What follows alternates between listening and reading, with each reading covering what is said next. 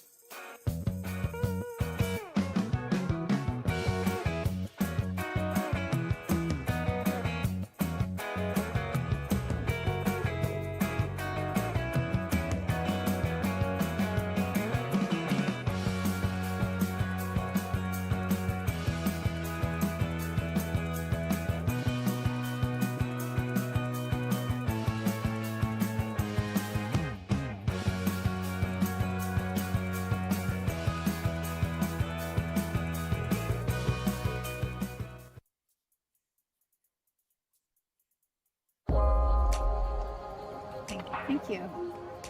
So, why Springfield? I get asked that a lot, and I choose to live here because Springfield is a place that I can enjoy the life I want. I love the outdoors.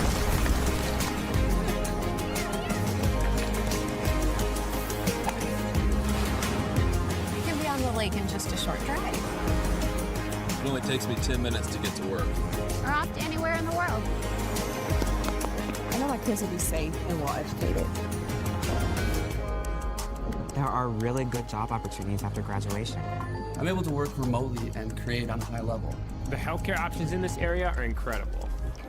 The options for housing and cost of living are so affordable.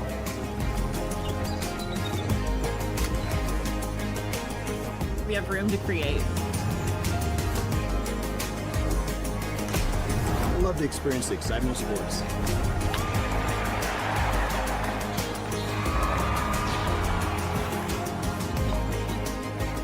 Can't beat the food. Or the drinks.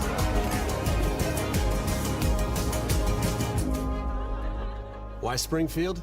Because all the pieces you need to create your own story are here. The only thing missing is you.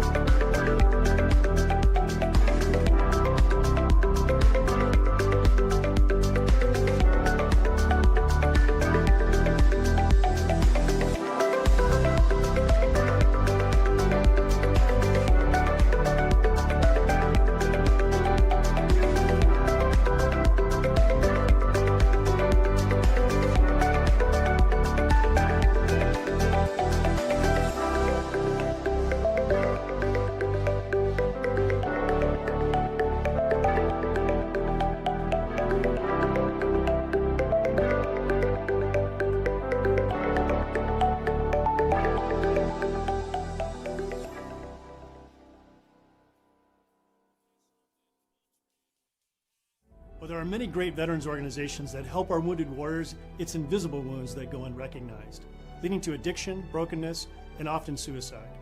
The Warriors Journey is a nationally recognized veterans nonprofit headquartered here in Springfield, Missouri.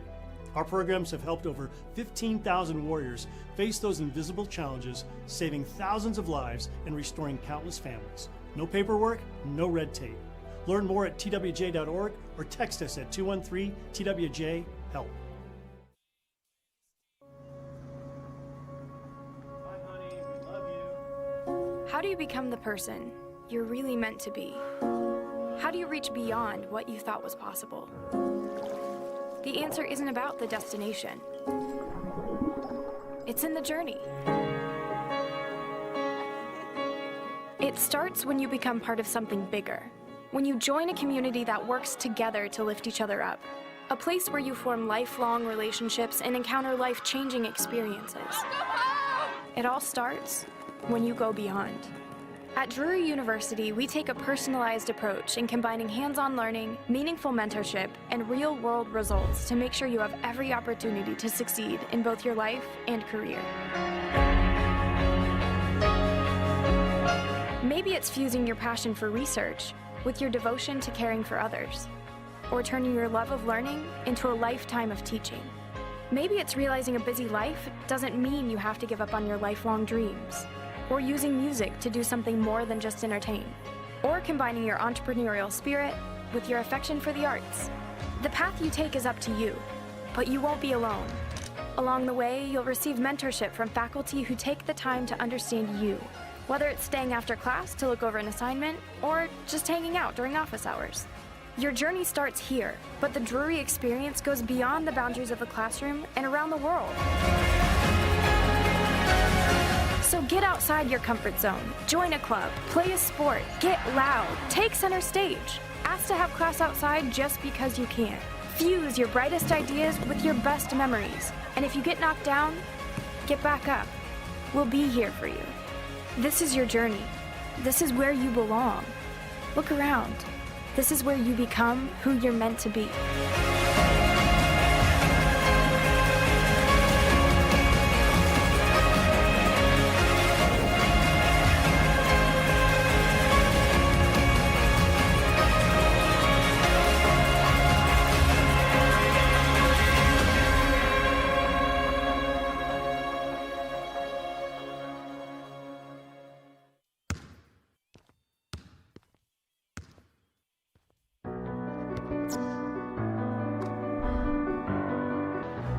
Today will not be easy. But you did not choose the easy path. Easy is not who we are. We are Drury! You will be tested every minute that you are out there. And you will be better for it. We are Drury! There's no time for fear in this room. When I look in your eyes, I see focus. I see intensity. I see an unrelenting desire to be unstoppable. You have been waiting for this moment, and your moment is here. Who are we? We are Drury! Who are we? We are Drury! Who are we? We are!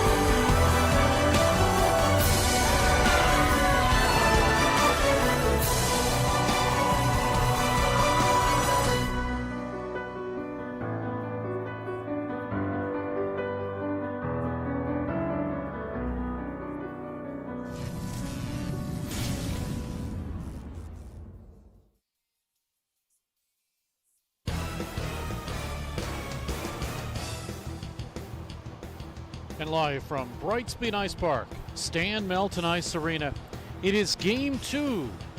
Drury and Dallas Baptist. D3 action here. Hello, everybody. Steve Casson along with Scott Lutzke and our cameraman today, Cole Vance, as we welcome you into the Big Slice broadcast booth here from the friendly confines of Brightspeed Ice Park. We welcome you to another Drury broadcast as it's the second game that the D3 Drury Panthers have been home this series. It's been a tough road to hoe, but 4-1-1 is the record for the Drury Panthers as we look at the pregame here. And between these two teams, we'll take a look at what happened yesterday. And Drury with a 6-2 lead, or excuse me, a 6-2 win, and they had as much as a 5-1 lead. But DBU got on the board first at 7:43 of the period.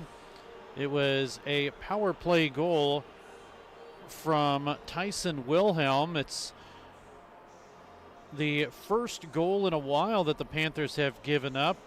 especially on the power play to make it 1-0. Gressel and Zonana with the assists, but then the Panthers come back at 8:22. Caleb Limpert gets his second of the season. Bazant with an assist. It's a 1-1 game. And then Neil Serrato from the left side at 11:02 on the power play. Caleb Limpert and Caleb Schmitz also with assists, 2-1. And then the Panthers continue to pour it on. Just 50 seconds later, Gage Robb with his first of the season. Schmitz and O'Connor will get the assists. It's a 7th one for O'Connor this season. And the Panthers have a 3-1 lead. They improve to a 4-1 advantage in the second period at 3:44.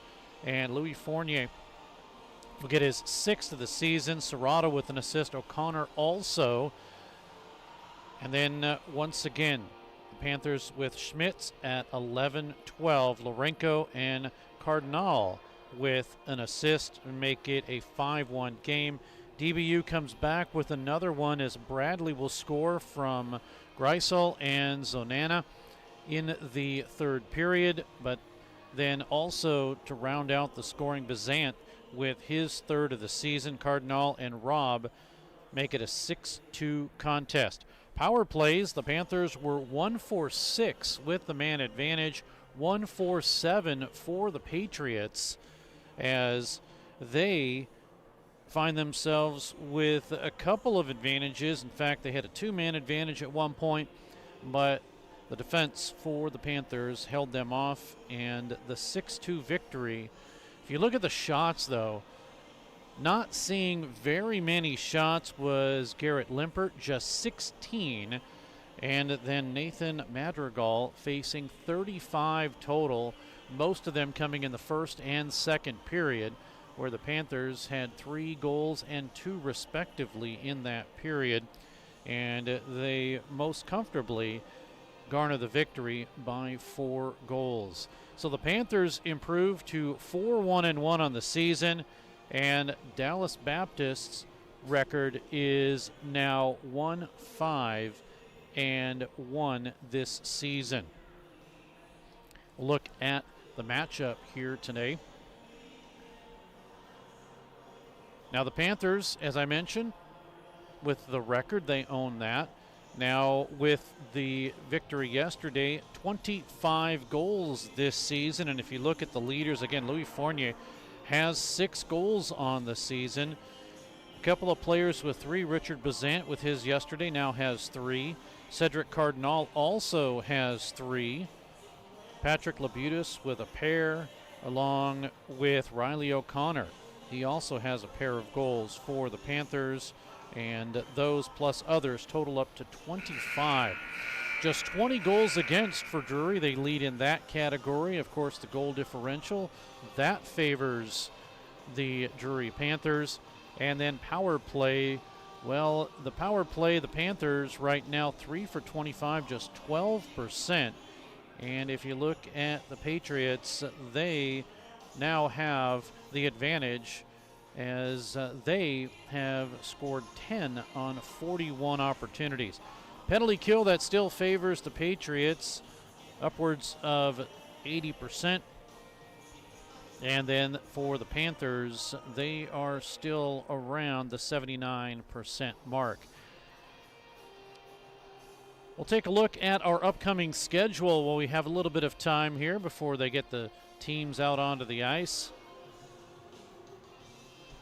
Of course, this weekend, still games going on. We have tonight, after this, it'll be Iowa State and Drury D1 action. And in yesterday's game for the Division I side, they handedly took care of their opponent by a count of 6-1. Then we all have a weekend off, the 21st and 22nd, a big high school tournament is up here, and we all get the weekend off. We all enjoy the weekend off every once in a while after doing 4 games a weekend. Then it is Drury Panther hockey once again at the end of the month, the 31st over Halloween, and November 1st. It'll be Midland who comes into town. In November, Missouri State will have those games for you. They have the Colorado State Rams coming in, and then Dordt University for the Division III squad. Then it is the Route 66 showcase. My hope is to have several of the broadcasters who have been part of the showcase to come down and join us on WSR. And we will have all those games for you. Right after that, more Missouri State Hockey Division III action as East Texas Baptist comes in to play Missouri State. Do we have December, Scott?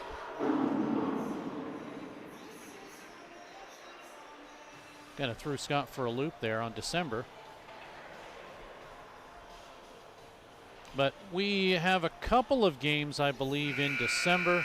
We'll tell you more about those games upcoming, but we are just about ready as we close out the WSR pregame report to join public address announcer Kevin Klein for the introduction of the starting lineups and the on-ice festivities. University Patriots and your Drury University Panthers!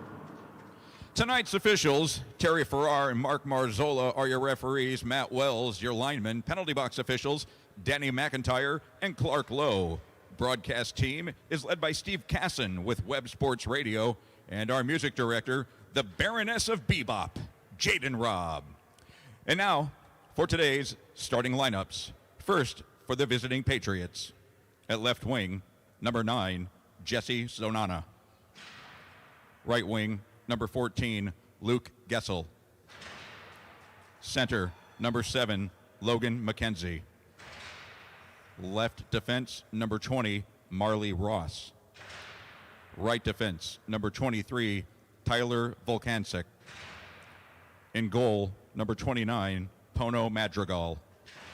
The Patriots head coach is Jason Hilliard, assistant coach Stephen Guadalajara.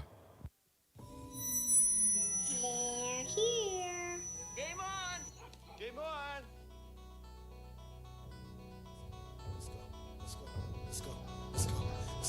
Let's go. Let's go. Let's go. Let's go. Let's go. Let's go. Let's go. Let's go. Let's go. Let's go. Let's go. And now, Panthers fans, get loud as we meet the starting 6 for your Drury University Panthers. At left wing, a senior from Winnipeg, Manitoba, Canada, number 77, Cody Lourenco.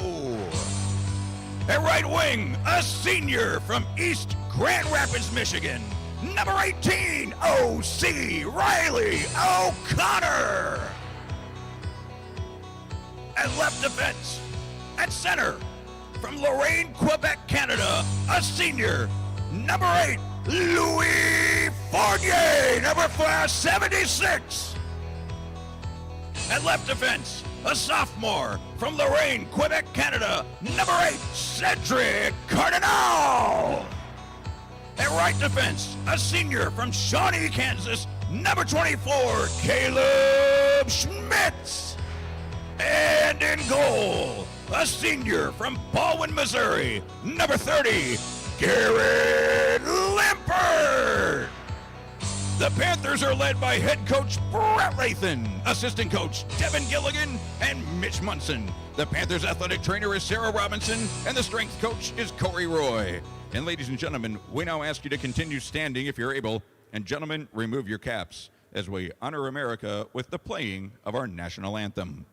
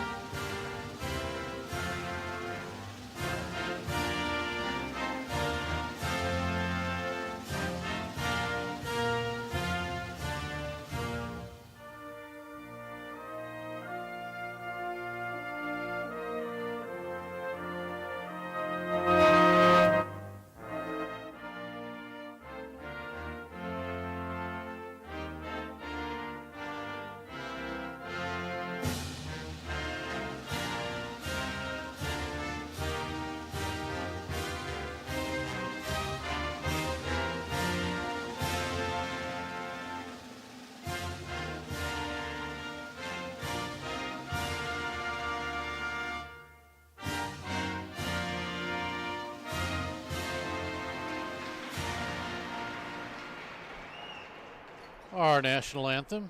And a little bit of my face in the way there. As we get ready for period number 1 between these two teams. Again, the Drury Panthers at 4-1-1 and Dallas Baptist at 1-5-1 this season. We mentioned it before, we'll mention it again. The ice is pink. Yes, it is because of Breast Cancer Awareness Week and month, actually. So all this month, you'll see the pink ice. It is not as bad, especially on the broadcast. And it's not as bad as it has been in the past. There have been times where it was so pink, you could barely see the lines, but we can here today. Just about ready. Panthers skate from the left to the right and from the right to the left. It'll be the Dallas Baptist University Patriots, and it'll be the Panthers with possession. Chipped off the boards by Riley O'Connor. Got a couple assists in yesterday's game. Puck to the near side boards, to the half boards now. Bodies bang right out in front. Oh. Louis Fournier inadvertently fell down on Marley Ross. No harm, no foul. First shot credited to the Panthers. Now Fournier comes in to take the draw. He does win it from McKenzie. Now it's DBU out of their own zone. They bring it across the line, and it's quickly gobbled up by the Panthers, although sent into the corner to Jesse Zonana. Shoveled ahead. Panthers will move it out. Off the board slowly, but they finally get it to Louis Fournier. Gets around one, can't get around the other. Ross is there. Sent behind the cage, and now it goes to the near side. Now to Schmitz. Caleb Schmitz, goal and an assist. 1 goal, 3 assists now for him. Puck is sent to the far side to Zonana. Off of his stick, comes right up the middle, spinning around McKenzie, and it's blocked off by Schmitz. 18:52 to go in the period and no score. In yesterday's game, right around the 7:43 mark, a power play goal by DBU gave them the lead. Driving down is Fernandez. He's cut off at the goal line. Sent down below it, centering pass, misses everybody. Drive that is blocked as Volkancic got it, and the Panthers retrieve and bring it all the way down. Stepping in front of Limpert was Fernandez. Good play there. Now skating through Richard Bazant behind the net. Bazant with it. Looking for some help. Checked off by Wilhelm. Now a drive from the right side. Misses by Gannon Stiegel. Near side again. Stiegel chases. He'll send it down. Nobody there except for a Patriot, and that's Wilhelm. Panthers steal briefly as Bazant had it. Now Limpert keeps it in. Limpert has it poked away on a check by Volkancic. Puck comes all the way down. Panthers will have it out of neutral ice. Here is a drive tipped right out in front. Bazant missed the drive in front by Patrick Labutis. He was right there, had an open net, and it just tipped past the goaltender, Madrigal. Labutis between the legs. Panthers keep. Now here's Stagel with a drive in and a save by Madrigal. He'll come out and hold on. As they catch up with the shots, we'll tell you that yesterday Madrigal faced 35. Just 16 were put on Garrett Limpert, and both goaltenders here in action here tonight once again. Drive immediately as Bien will have it stopped by Madrigal. We'll do it again. Tyler Sillenpod comes in with Spencer Hilliard. Draw one, controlled by DBU. Gets flipped up into the netting, so the face-off should come just outside the defensive zone for Dallas Baptist. Mentioned they're 1-5-1, a 4-1 loss and a 9-8 loss to Nebraska. September 12th and 13th. A 3-2 overtime loss and a 4-1 win over Texas Tech on September 26th and 27th. And they played Northwestern October 3rd and 4th. Had a 4-1 loss and a 4-3 loss. 16:50 to go in the period. Panthers try to move it out. They do. They get it now to Brody Behan. Behan, as he drops it off to Austin Evans on the ice. Evans now playing just his third game of the season. Past Evans, goes to the near side, grabbed by Bazant. Poked away from him and cleared by Alam Garibovic. Panthers will steal out of their own zone. They lead a 2-on-3 into the zone. Nice move by Fournier. He'll look for a centering pass. Instead, drops it behind. They get it to O'Connor. Up the middle. Loose puck. Lourenco. His shot is blocked. Follow up again by Lourenco and a save by Madrigal. He will hold on. Listed as a freshman, 5'11", 175 out of Manteca, California.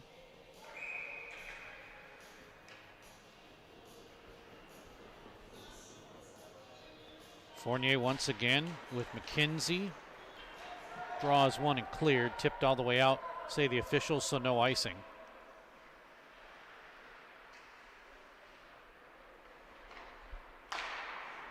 Panthers on a touch pass. 3-on-3 into the zone, across the line, looking to Fournier. He shoots, save, rebound. Madrigal is fighting for it, and he's able to hold on to it as Lourenco was right there. 15:29 remains here in this period. Already 5-0 shots-wise in favor of Drury. They win it again. O'Connor. Here's a drive that is played with a high stick and cleared out to center, so the Panthers elected not to touch it. Now they bring it quickly into the zone again. Fournier with a drive, and it missed. Far side, Schwartz has to get back. Here comes McKenzie to make that a 3-on-1, and as the pass tried to get back to the center, it was broken up defensively and an easy save for Limpert. That'll be credited as the first shot on goal to him.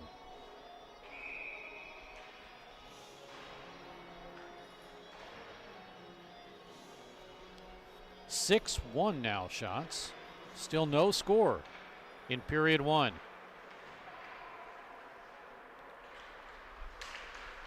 Panthers with the draw. They bring it across the line. Stiegel looks for a shot. It gets deflected up and out of play.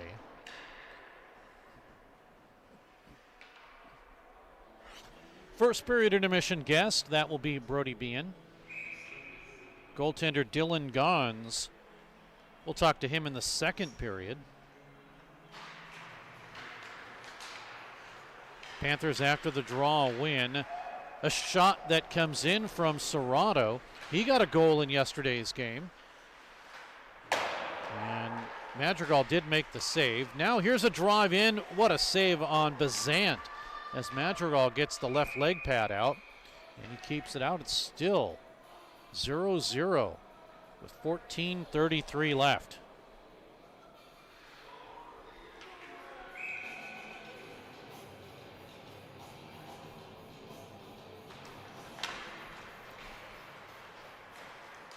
Right through his own crease is Ian Johnson. Panthers will have it as they bring it back out. Oh, it gets flipped up into the netting by Cedric Cardinal. Face-off will come at center ice.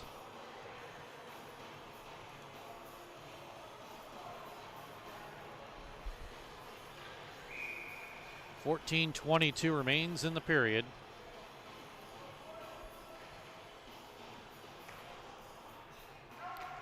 Shots favor Drury heavily, 8-1. Now there's the second one put on by Jesse Zonana. Puck played with a high stick. Face-off will come into the DBU zone.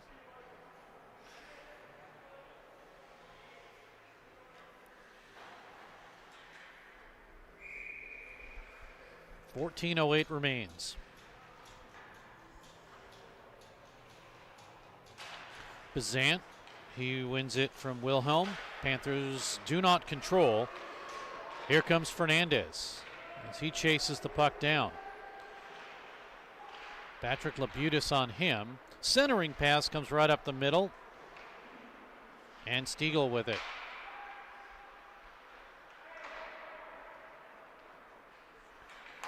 Off the boards, across the line, Bazant.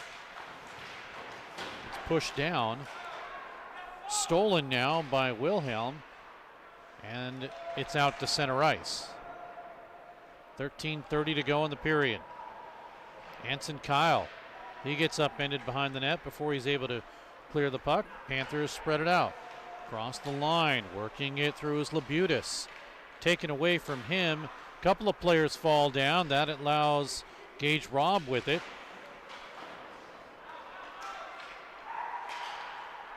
Here is a drive that's tipped out in front on the attempt by Labutis, and it's cleared back out. Panthers will set it up. Here come the Panthers again. Robb will send it through. Robb to flip it up, looking for some help, and he does have that. Racing is Crow to try to keep it in play. Robb steals, wrap around in front. Kangas couldn't get it. Flipped to the far side, worked out by Hilliard, and he'll outlet pass to Kinsella. I believe that's 17. No, that was 11, so that was Gary Bovic. Now we get a whistle, stoppage in play. A couple of players jawed at each other, Kangas and Sorelli.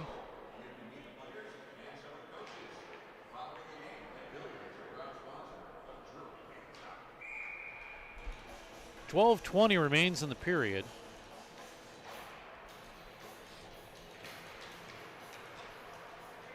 Last season, Drury ranked number 52 in the final Division III poll. Dallas Baptist 35. Now right side, a drive comes in, they score! Zonana will get the goal. Second time in a row, almost around the same time that the visitors have scored first.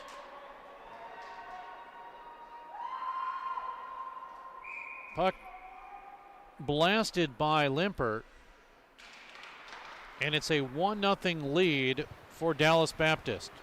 Dallas Baptist goal scored by number 9, Jesse Zonana. Assisted on the play by number 7, Logan McKenzie. Time of the goal, 7:53. Zonana from McKenzie at 7:53. Yesterday's goal at 7:43, today at 7:53. And Zonana from McKenzie. Here come the Panthers, though. See if they answer back. A drive comes in up high, and it missed off the stick of Cardinal. We come the other way. Back down into the Drury zone. Here's Luke Greisel. He gets taken out. Penalty coming up. It'll go to Cardinal.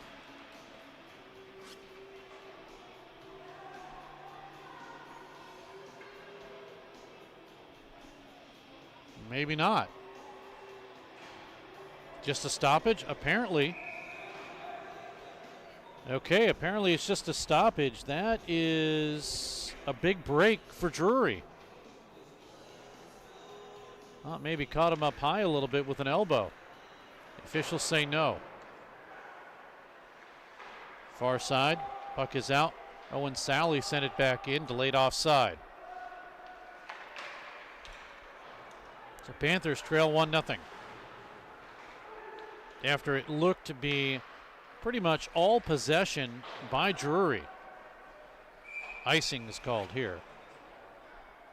10:57 remains in the period.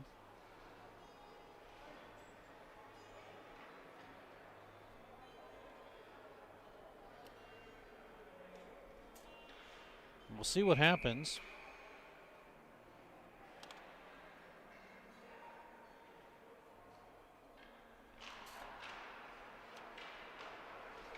In yesterday's game, the Panthers answered back fairly quickly, about 30 seconds later. Not tonight or this afternoon. Panthers 4-on-4 into the zone. Stiegel stops up. Draws everybody to him. Intercepted, though. Puck taken by Dawson Blue. He'll shoot it in. Line change, at least for him and one other for Dallas Baptist. Delayed offside. Panthers will have possession. Serrato in his own zone. He shovels it ahead. Finally, it does connect to Lourenco. Looking for some room, or make that Fournier with the puck. It's back out to center and all the way down in the Drury end. Jake Lyons to the far side. Here come the Panthers. They're going to change one on the back end. Madrigal in to stop behind the net. Labutis is there. Taken away, though, and Garaboic sends it out to center ice.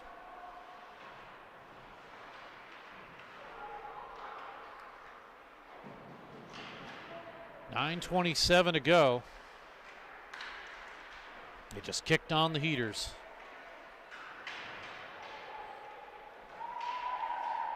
Shots are 9-3 in favor of the Panthers, but they trail 1-0.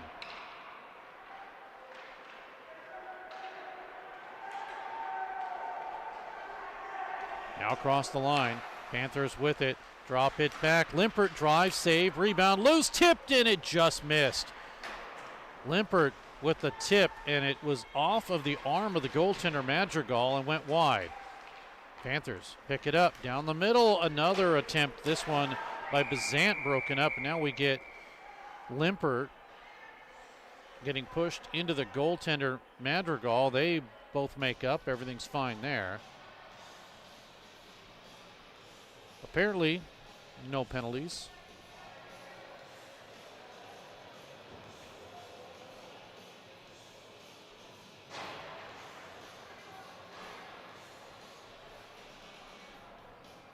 .8:45 to go in the period.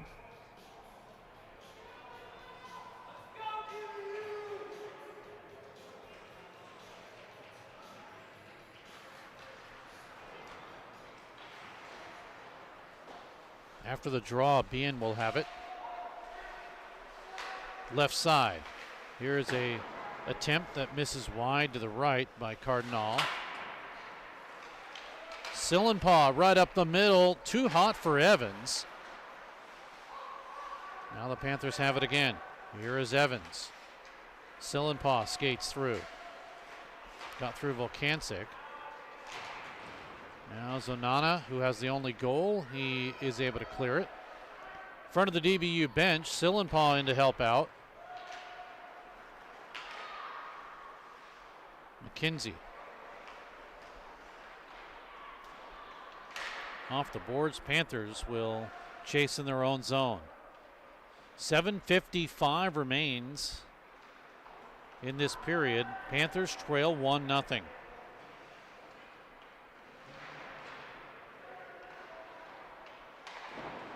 They cannot clear the zone here.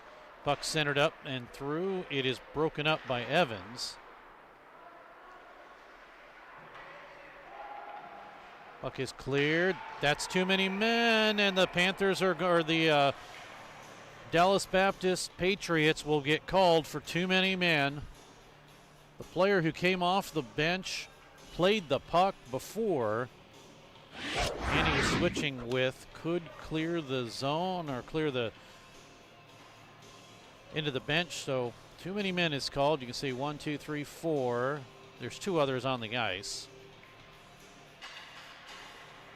So too many men penalty. Panthers go on the power play.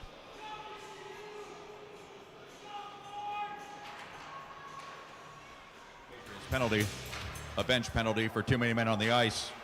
2-minute minor. Time of the penalty, 12:33. Patriots, too many men on the ice minor at 12:33. Serving the penalty, number 6, Ian Johnson. Panthers with the man advantage. Here's Fournier with a drive. It's blocked, and it goes underneath Cardinal, and it's cleared. He'll have to race back. Cardinal, back of his own zone. Good forechecking pressure by Fernandez. 1:25 remaining in the power play.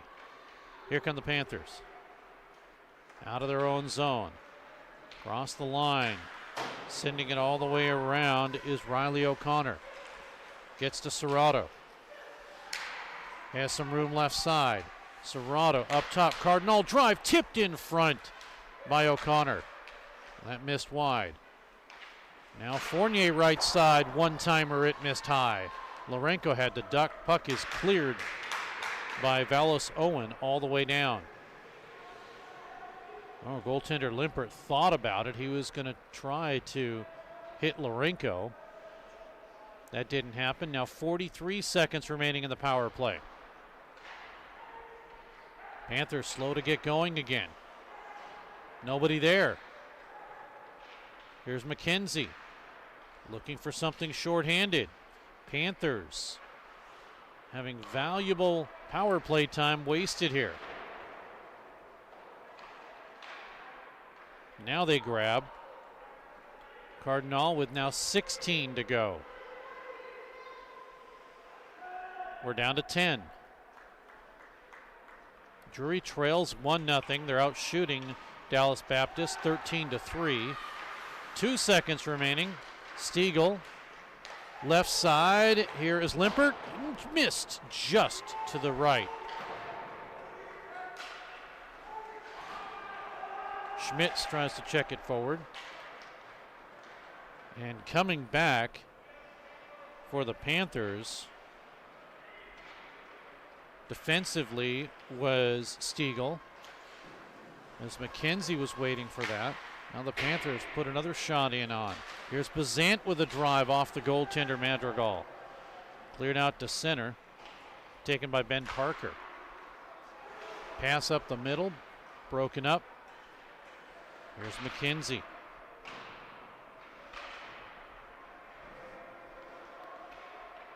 Panthers now with 4:38 remaining. They'll come across the line. They trail by 1. Getting upended is Limpert. Apparently the officials say, no, you held his stick. They said play on. Bazant back down below, which either way should have been a penalty. Officials letting them all play. We continue now. Here is Luke Bradley, has some room. Bradley, he shoots up over and scores. It's 2-0.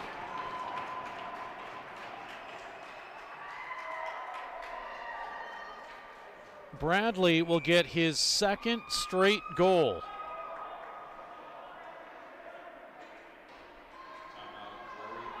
And Drury takes a timeout, but Bradley gets his second straight goal of this series. This goal will come at 15:52. So the first goal at 7:53, Zonana. McKenzie with the assist. We have yet to hear the assists, but Bradley with his second of the series. 15:52 will be the time.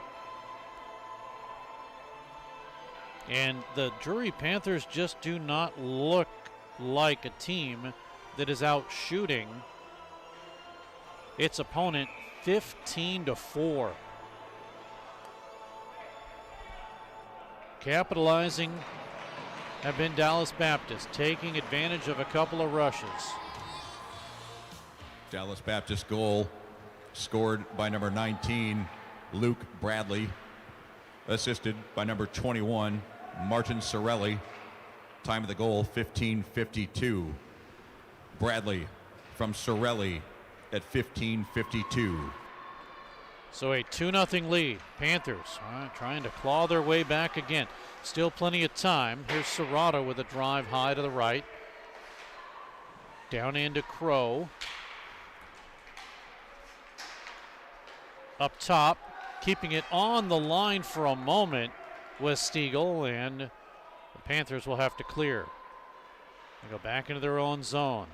Possession time has been in favor of Drury, but the few moments that Dallas Baptist has had the puck, they've made it count. Lead pass too far for Crow. Panther upended it. The line, that was Crow, but this will be an icing call here.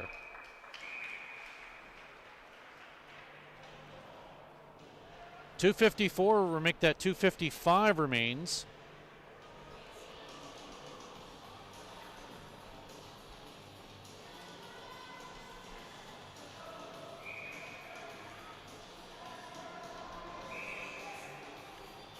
They're going to move the face-off from the right of the goaltender to the left now of Limpert. Draw one, Panthers have. But they trail 2-0. Next goal, very important. Drury gets it. It's a one-goal contest, obviously. If not, they have a big hole to climb out of.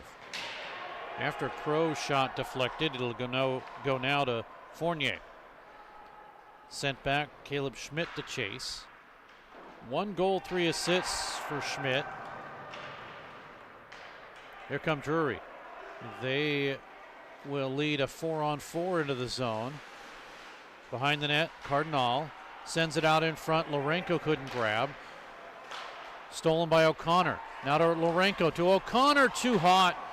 And it goes back to Lourenco, but the Panthers still have trouble with it. Lourenco again, flip pass. Gets to the Bazant with a drive in and a save. Make that Schmidt's actually 24.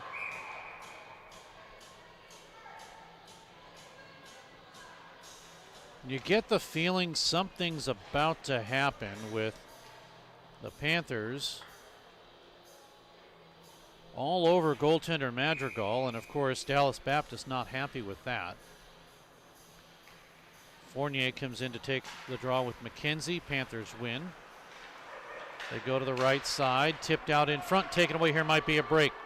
McKenzie along with Greisel, and the Panthers catch up, but it's kept in by Zonana with a drive in, and it will be held on to by Limpert.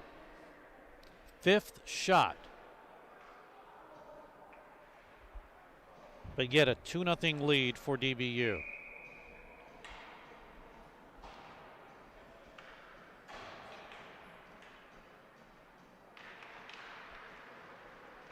Draw one, Panthers with Evans. Forgot the puck, and the Panthers in their own zone to set it up again. Driven down in by Bean.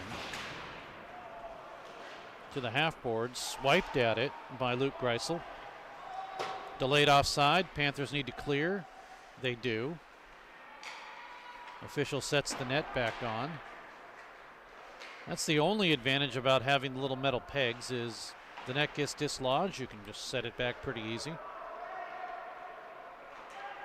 Panthers across the line with Evans. Has some room, a backhander in with less than a minute to go now in the period. Madrigal will hold on.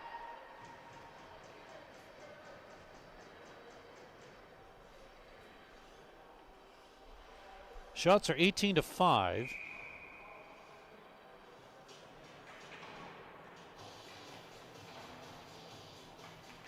Once again, that favors the Panthers.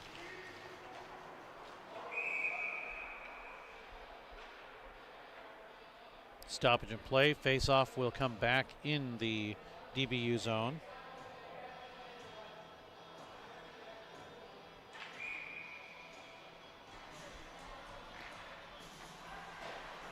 Under a minute to go in period number 1. Another game coming up after this, 6 p.m. Central. It'll be Division I action. Drury Panthers and Iowa State. Panthers won yesterday 6-1. Division I Panthers, that is. Drop back, a drive comes in by Limpert. Save, rebound, loose. Limpert to follow up. Goes behind the net. Limpert knocked down. Sally is there to push him through. Now Sally will get it over to Bradley. 2 straight goals for him. One yesterday, one today. Official Terry Farrar gets out of the way. Limpert with a backhander for Drury. It goes behind the net. Now Limpert again. He scores as he wrapped it around. That is a good goal. The buzzer sounded after the goal was in. This should be a goal at 19:59. The goal was in before the buzzer sounded, as he just grabbed it and wrapped it through the 5-hole and in. The Panthers now have a 2-1 lead.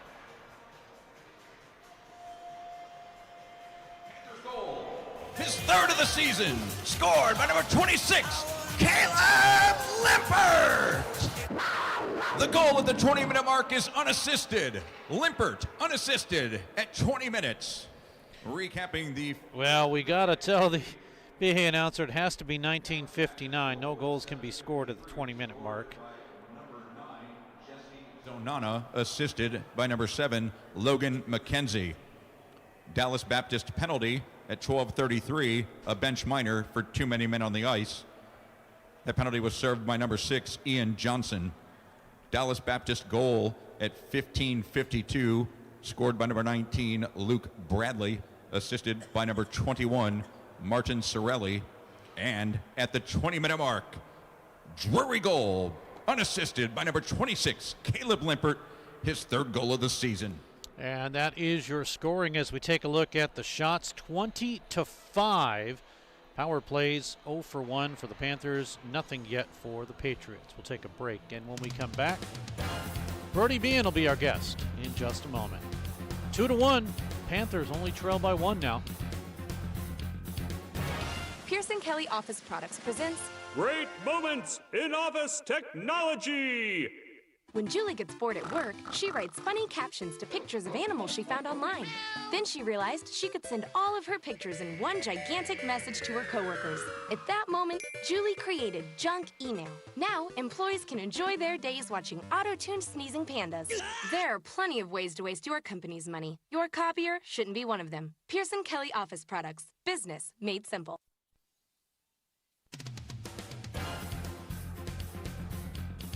Back at Brightspeed Ice Park. Steve Casson now talking with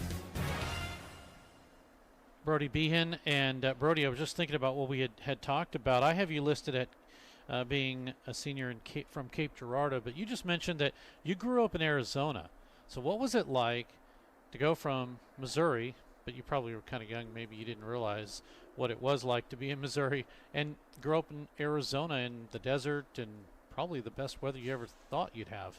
Yep. Well, I was about a year old when my family moved to Arizona, so I don't remember that.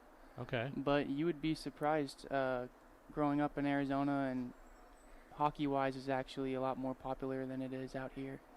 And so there's plenty of rinks within my house, probably 5 or 6 rinks within an hour of my house, and then here in Springfield we got 1, so it's quite a big difference. But yeah, good hockey in Arizona, surprisingly. So where in Arizona?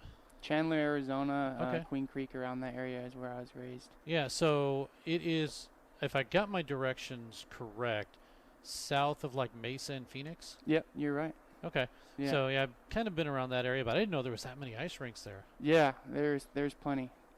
So you had the rocks and all the places to kind of go hiking at, and I guess if you trucked over to the river or to the river and then the lake down there on the corner. Where would it be? Hoover Dam's there. Yeah. Yeah, that area. Yeah, and there's also the Grand Canyon, and I've never been there. Still. You've never been to the Grand Canyon? No, I've never been. And you lived there all your life? Yeah. Is that kind of like if you grow up in Vegas, you never really go to the Strip? Yeah, I mean, it depends on the person, but sure. Same thing. Understood.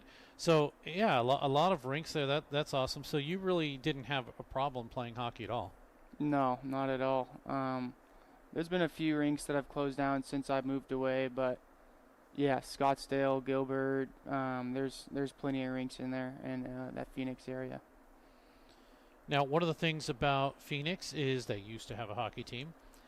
They were Phoenix, and they became Arizona, and now they're Utah. That was obviously a sad deal when they left. Yeah, it still hurts today. I'm hoping that we'll have a team back eventually. We still got the Tucson Roadrunners, the AHL Sure. team, which is pretty cool, but yeah, that still hurts today. Is it fair to say that Arizona was your favorite team when you were there, or did you have a different favorite? No, they were my favorite team, even throughout all the tough times, barely ever making playoffs, at least in my lifetime. But yeah, I was always Coyotes fan. Shane Doan's my favorite player. I wore 19 when I played juniors because of him, and yeah, big Coyotes fan. So then the question is, are you a Utah fan? Not currently, no. It just feels weird for me, at least. I mean, I can see how some people can do it if they have connections with certain players and Sure. they have favorite players, but I don't know. It feels weird. I'd rather be a Blues fan. You know, I was still born in Missouri, so I can still claim to be a Blues fan. I was going to say, yeah, you can. So, all right, who's your favorite team? Blues. There you go. That's the right answer. Yeah. No, but you are listed at 6'4", about 180. So the 6'4" is wrong. I am about 6'2". I think there was an error at some point in time that was not fixed, and that's definitely not your fault, but I am about 6'2", and I'm getting closer to 200 pounds now, so I've put on some weight, and yeah, 6'2" is the right height. I think they were thinking when you put your skates on. Let's yeah, that would be 6'4", just about. Yeah, let's leave it at that. Yeah.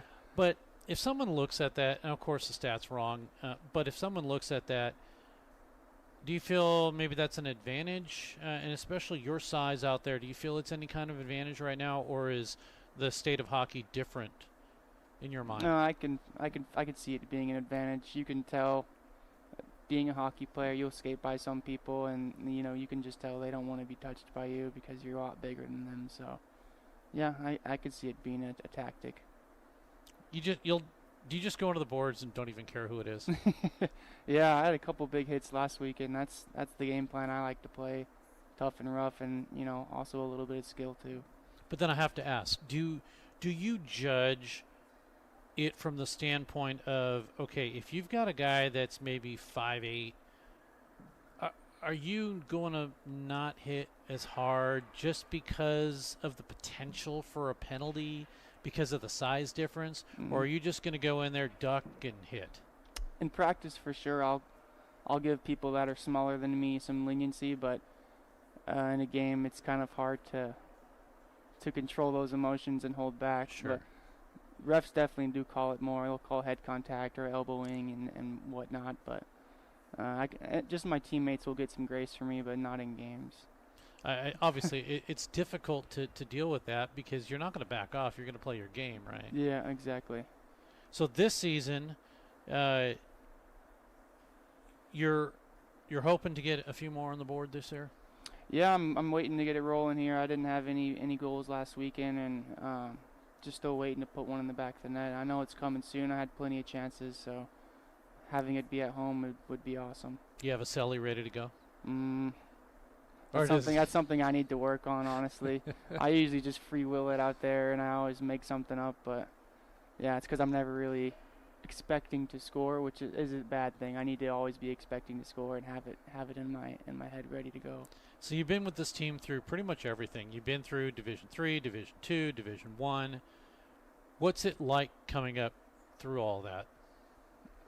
It's been interesting, different coaching. I don't know. I feel like our team identity has pretty much remained the same, which is a good thing, throughout everything that we've been through. We're splitting up, and I think that our leaders have remained, and at least for our team, D3, we got a lot of the guys from the D2 team, so, I feel like we're doing just fine, and we still feel like a brotherhood and basically do everything together away from the rink.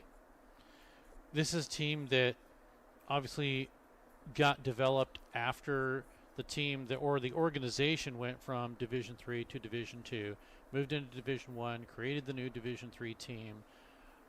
When someone hears that you play for Drury, other than the first question of Drury has a hockey team, what comes to your mind when people are surprised or excited that you play for Drury hockey? I think a lot of times they just assume that you're someone who has a lot of money or whatever, because they compare it to Missouri State and they say, oh, Drury's a private school and you got to be rich and whatever. And I'm like, there's a lot more to Drury than just that. I mean, I tell everybody that I meet how great the professors are, how great the school is. I wouldn't have had it any other way. So I got nothing but good things to say about Drury University. And that was my next question, is what originally brought you to Drury? Well, my grandpa, he still lives in Cape Girardeau, Missouri, where I was born. My grandma had passed away a few years before my high school graduation, and so he's kind of out here alone. I had a couple different offers from like George Mason University, from Marion University, I think that's somewhere in Wisconsin, and then Northern Illinois as well. So I had a few different offers, but I didn't really have any connections in any of those states, so Missouri seemed like the best fit for me. And then what do you want to be when you grow up? So right now I am a criminal justice major and animal studies minor. I had done an internship at the Nixa Police Department with animal control, and I really like the flexibility that that position has and all the benefits it comes for working for the government as well. And so I think that would be a good entry position for me, and then maybe when I get older I could go towards conservation, maybe game warden or park ranger. I was going to say, when you talked about Nixa Police and then you talked about the animal side, I thought, what does that have to do with each other? But yeah, that's a perfect example. Now, I want to say this, and I mean this very nicely. You look like a police officer. Yeah. You look like you could be one. Yeah, I get that a lot. Do you really? Yeah, it's the mustache. Probably, yes. Yes. Yeah. Yeah. It definitely is, but I assume you're okay with that? Yeah, I'm fine with it. It doesn't hurt me. I mean, I'm a sheriff for Halloween, so. There you go. Yeah. And it is coming up soon. It is coming up soon. I saved my costume from last year. That's how much I like it. Oh, you're going to do it again? I'm doing it again. Are you going to arrest people? No, I try to fit in with the cops downtown, but they can tell. Me out. Yeah, they can tell.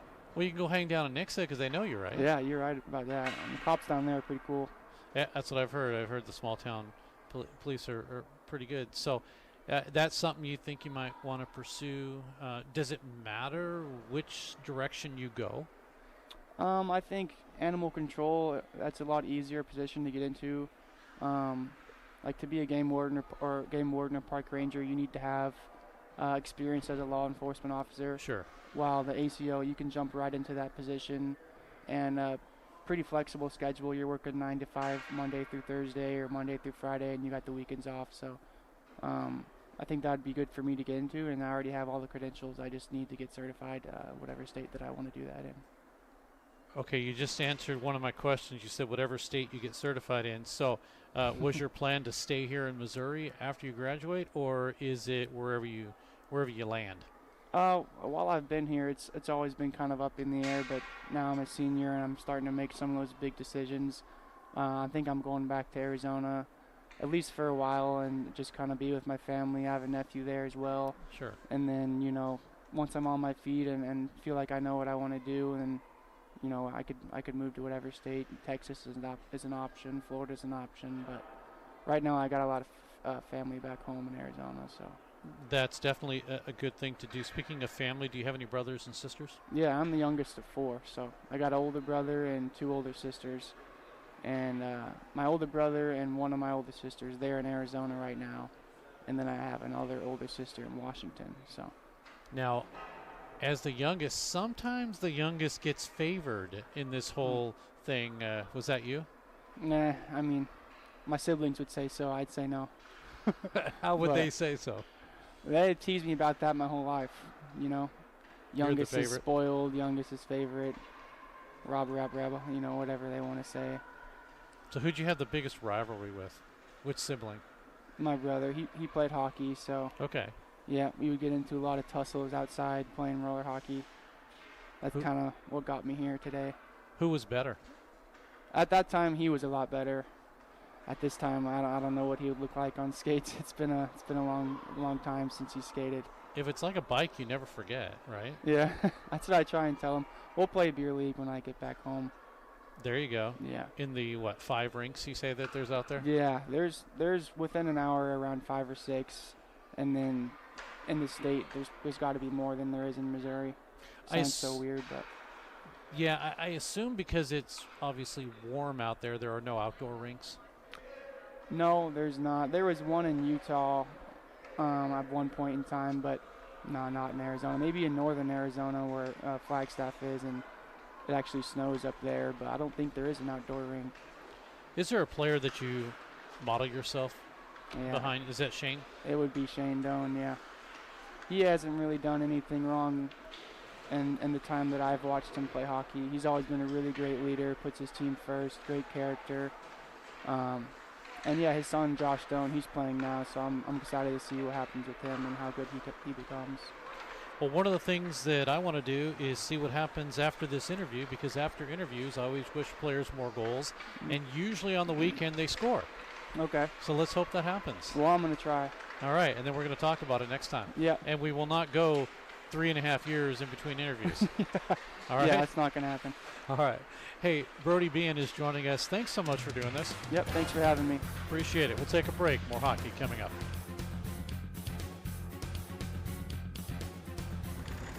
Hey, Missouri! Barrel Bob here. I'm MoDOT's Work Zone spokesbarrel. I see a lot of distracted drivers in work zones not paying attention to the road. Distracted driving is the #1 cause of crashes. The average text takes 5 seconds to read. At 55 miles per hour, you could travel the length of a football field blindfolded. Don't take the chance. I want you and my friends working on the roads to get home safely. We are back at Brightspeed Ice Park, Stan Melton Ice Arena. Just waiting for the clock to reset, and then we'll get ready to go here. Second period of action. The Panthers score at the 19:59 mark. They've made it official. And so they need another one here to tie this game up. Puck swung down by Riley O'Connor. It'll work to the near side. Off of the stick of Cody Larenko. He pushes through. Dallas Baptist steals, taken by McKenzie. Far side. Work now once again by Schmidt. It is now for Dallas Baptist on the right side. Left side as you see it. Greisel.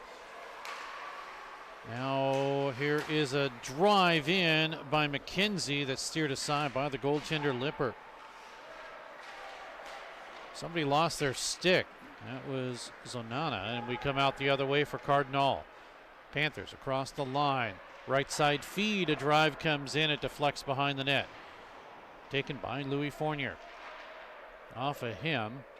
Panthers still have it up top. Sent over by Riley O'Connor to the right side. It's deflected away. Behind for, well, Marley Ross. He'll grab it.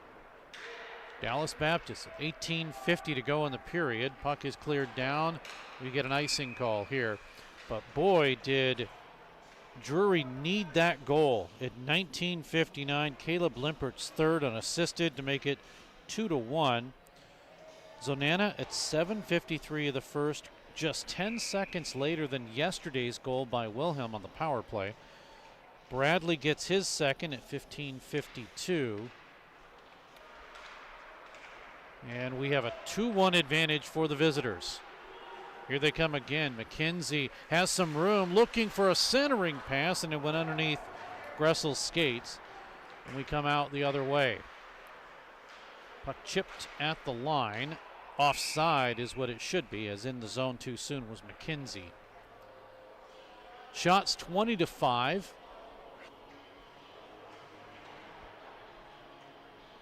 But a 2-1 deficit for Drury.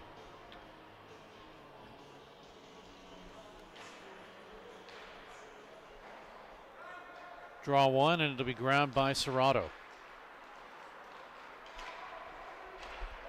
Nice pass as he connects with Bazant.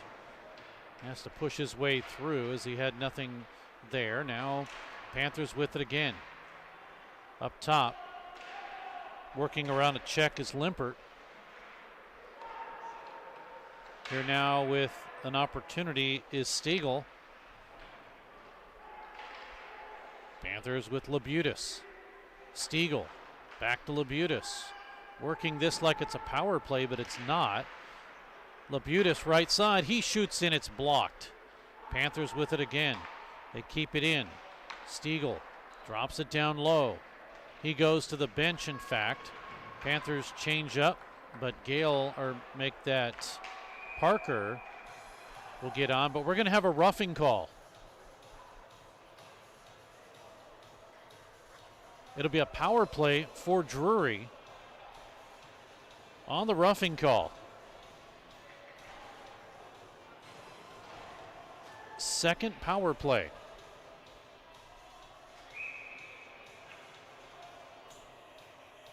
Owen will go in.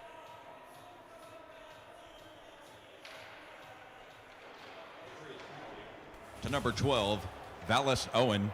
2-minute minor for roughing. Time of the penalty, 2:31. The Panthers are going to have to race back after the block. Is coming in as Serrato. He gets pulled down. He's able to keep it in the corner and out of harm's way.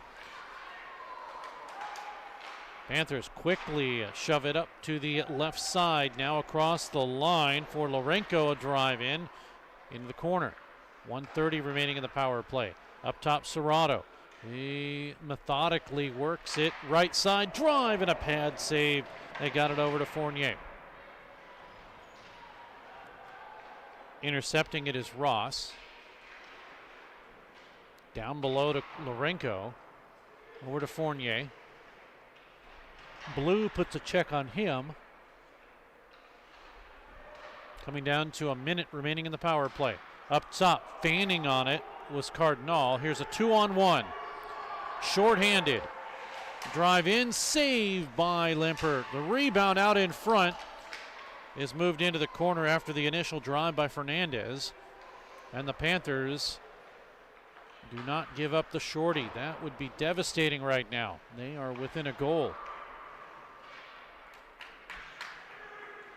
Stiegel. Panthers bring it across the line. 28 seconds remaining in the power play. Picking it up in front, Labutis. It's blocked.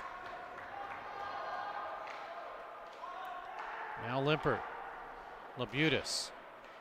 13 seconds. Chipped into the zone, broken up, kept onside though. Good play by Schmitz. Drive, and he missed. 2 seconds to go on the power play. Watch the guy coming out of the box. Panthers do. And Stiegel will send it in. Drury changes 1. Meanwhile, Dallas Baptist has changed 3. Centering pass broken up. Cleared all the way down. Here's Anson Kyle. Bazant. Stolen. McKenzie. Oh, here come the Panthers coming in. O'Connor drive, and it gets deflected up and high. Right out in front, another attempt by Schmitz is blocked. Taken by Gressel with a drive in and a save.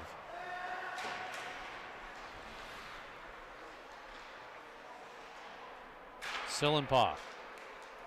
Evans. Cross center. Left side in the zone. Evans with a centering pass. Getting tied up in front was Ben Parker. The rebound through. Evans can't grab it. It's loose and a save. Madrigal makes the save on the Panthers' attempt right there with 14-18 to go in the period.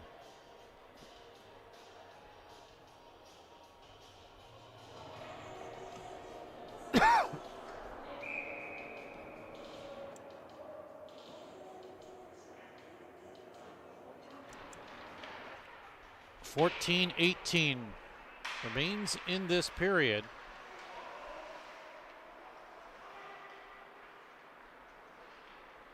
And the Panthers trail 2-1. They have not led in this contest. yet, if you're a Panther fan. Here's Evans. Gets around McKenzie, and he'll send it in. He gets bottled up there by Blue. Panthers have it. Left side, Kyle.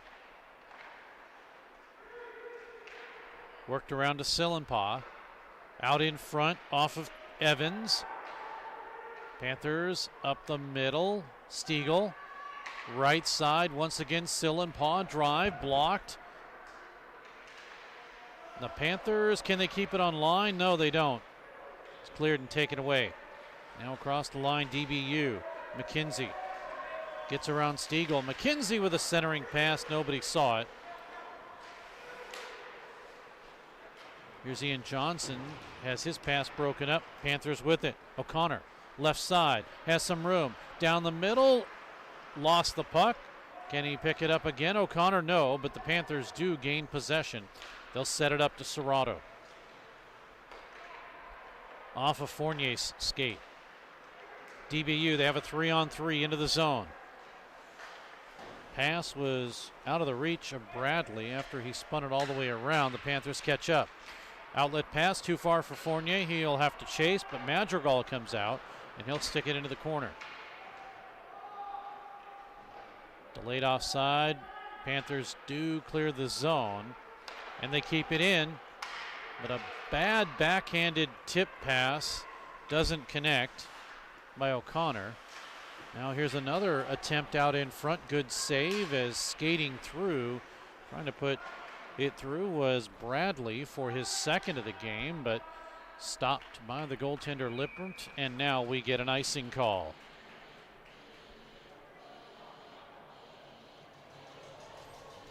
Icing will bring it back with 12:01 to go in the period. Second period intermission, guest Dylan Gons.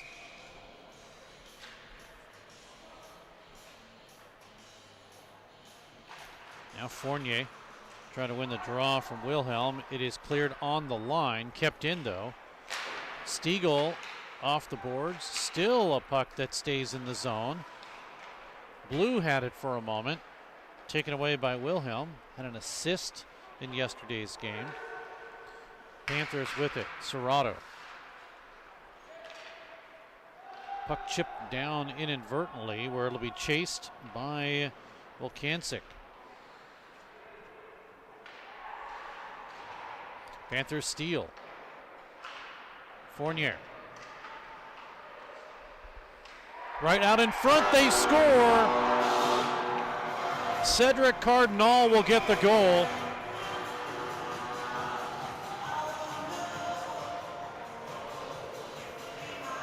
Although Fournier is leading the line, and maybe Cardinal didn't touch it, and it's all Louis Fournier's goal. That's the tail end of it there.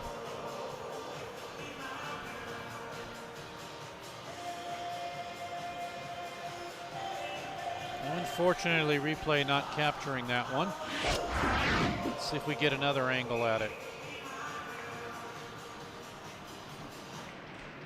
We'll catch the call from Kevin Klein. Panthers goal, his 7th of the season, scored by number 76, Louis Fournier. Assisted on the play by number 16, Richard Bizant. Time of the goal, 8:40. Fournier, his 7th of the season from Bizant at 8:40. So it is Fournier's goal. And now the scoreboard looks a little different. A 2-2 game, shots 28-7 in favor of the Panthers. But it took a while. And they're tied. Here comes Limpert. Across the line. Limpert will wait. Shoots in, looked right through the center to Schmitz, and it went behind him. Icing is the call here.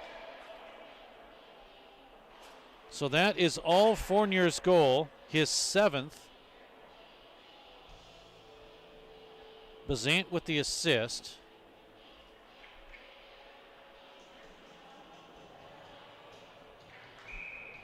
And it took this long, almost halfway through this contest, for Drury to get even up. And they're looking to take the lead now. Limpert after the draw. Here's a shot that misses by Labutis.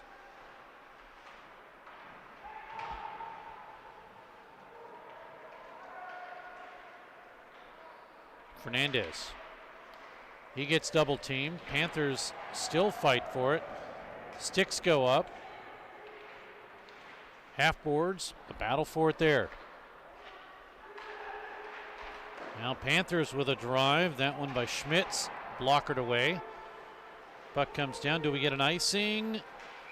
Oh, very slow icing there as two Panthers were right on it. Cardinal and Schmitz. But Wilhelm made sure it was not. So with 9:45 in a 2-2 game. So Hannah and Bradley in the first, then Limpert at 19:59 and Fournier at 8:40.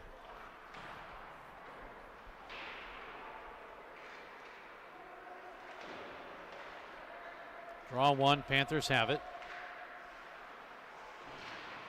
Kyle to race down, has possession. He'll still work it through behind the net. Backhanded out in front. They were looking for Evans, but didn't connect on that. 19:18 to go.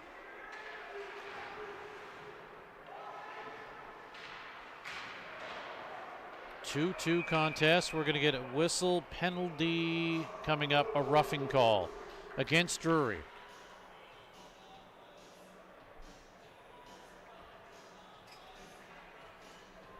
So the first power play for Dallas Baptist, the first penalty against Drury.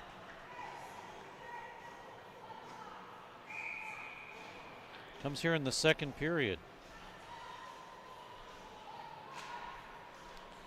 That'll be assessed to Brody Bean. To number 15, Brody Bean. 2-minute minor for roughing. Time of the penalty, 10:52. Panthers have to kill this one off. Pad save on the shot by Spencer Hilliard. Driven down by Grissel. Right out in front. Actually, that was not Hilliard. That was number 9. That was Zonana. Zonana again with a drive. It's blocked by Serrato.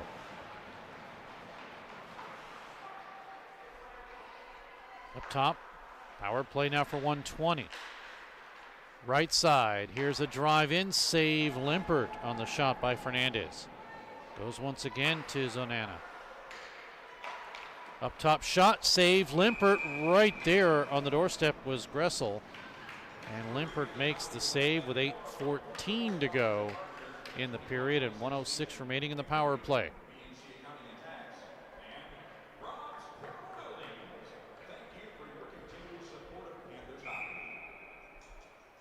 Face off to the right of Limpert, left as you look at it.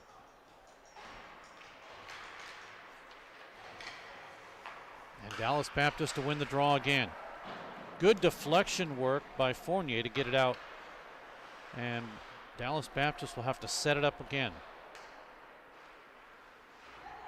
Puck flipped in, Cardinal. He did get it out. It hit inadvertently the back of Fournier and didn't go down like they wanted it to. Check against the board. Schmidt puts a hit on Fernandez. Goes behind the net. Kept in by Zonana, but we get a whistle stoppage in play. Net gets dislodged. And they'll set it all up again.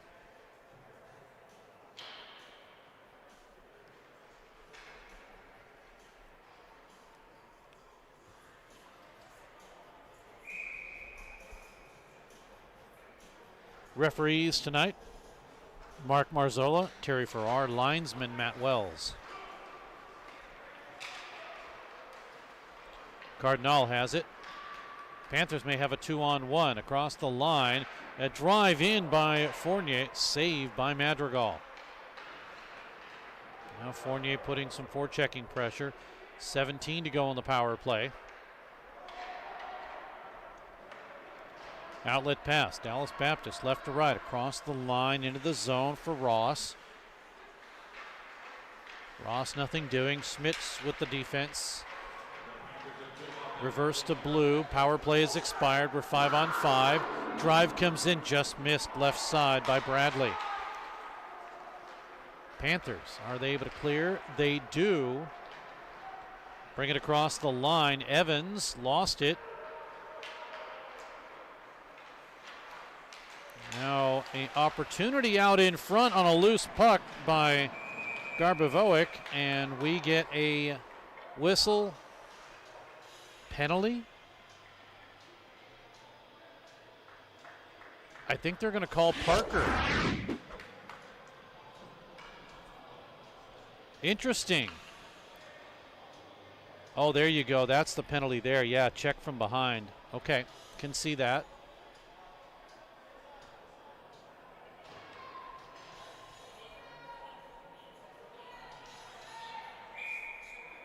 And he just gets 2 minutes. Second power play. Ben Parker, 2-minute minor for cross-checking. Time of the penalty, 13-18. So Serrato gets it over to Stiegel, and he'll clear. 6:20 remaining in period number 2. Another game coming up right after this. Well, it's 6 Central Time. That'll be Division I action, Drury and Iowa State. Panthers with Sillenpaw trying to race in. Steered aside by Madrigal.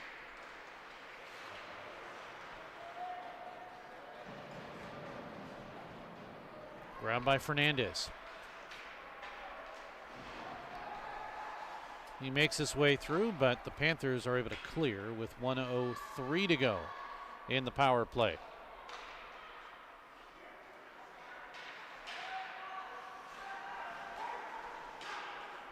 Here is Gressel. Now over to Zonana. Panthers bottle up the middle. They do flip it off the boards, does Serrato, and clears it all the way down. Line change for both teams. For the Panthers, all except Serrato. Once again in the draw, or into the zone, that is Zonana. Up the middle, right side, drive, and a save as McKenzie got that. Limpert makes the save. McKenzie again. Or not, that's Zonana with it. Shot up top, misses by Valos Owen. And we're back to 5-on-5. Power play is expired. Stiegel with 4:35 remaining in the period. A 2-2 contest. Panthers scored at 19:59 last period, and this period they were able to get a goal at 8:40. Tie things up. Goaltender Limpert gets run into. The face-off should come outside the zone, as it was a defensive player that ran into the goaltender. 4:17 to go in the period. Face-off outside the zone. I'm Steve Casson along with Scott Lutzke and Cole Vance. Thanks so much for tuning in. We have another game again. That'll be on our Division I stream, 6 p.m. tonight. Puck all the way down for Ross. Broken up. Panthers got to get back. Across the line, all sorts of room, and shooting it high was Bradley. Out in front. Bradley steals. He has it again. He shoots. He hit the post. Rebound. Panthers have it. Labutis looking 2-on-2. Labutis left side. Follow up doesn't come through, and the Patriots will return the favor. They come across the line into the zone. Back checking nicely is Limpert. Now Limpert with it off of a pass from Labutis. They get it to O'Connor. Up top, Labutis. He shoots. He hit the post. And it gets deflected up and out of play.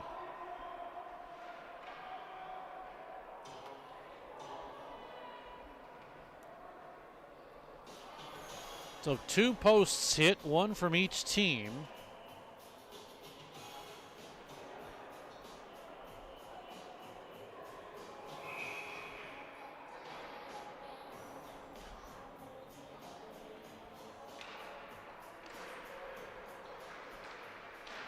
Draw comes in, and it's sent through the crease. Panthers keep it going.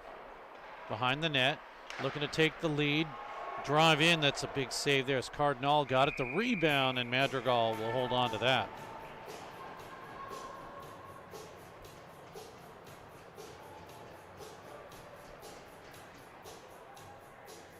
Lots of threes, lots of 10s on the board. 3:10 remaining, 31-10 are the shots. But we're tied at 2. Everybody set, draw 1, taken by the Panthers. O'Connor, shot in, once again hitting iron.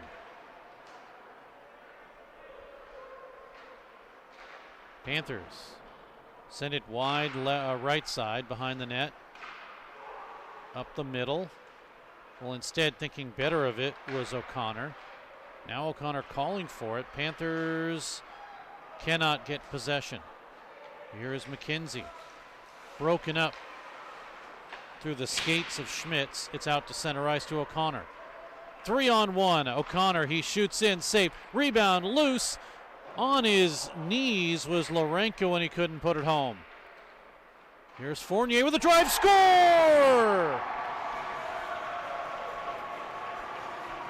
Louis Fournier will get goal number 8. Second straight goal for him. It is a 3-2 lead finally for the Panthers. As on his knees was Lourenco, and then Fournier follows it up.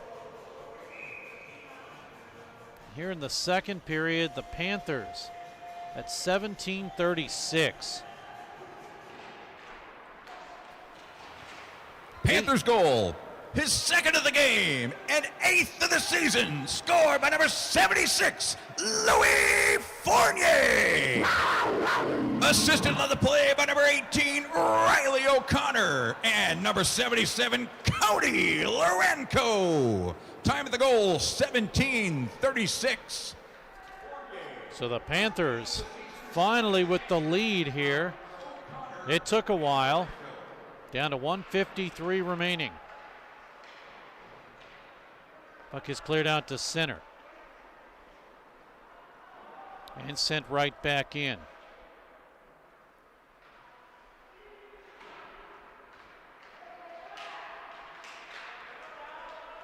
Here's Dallas Baptist. Opportunity for Gabrivovic, and we get a stoppage by Limpert.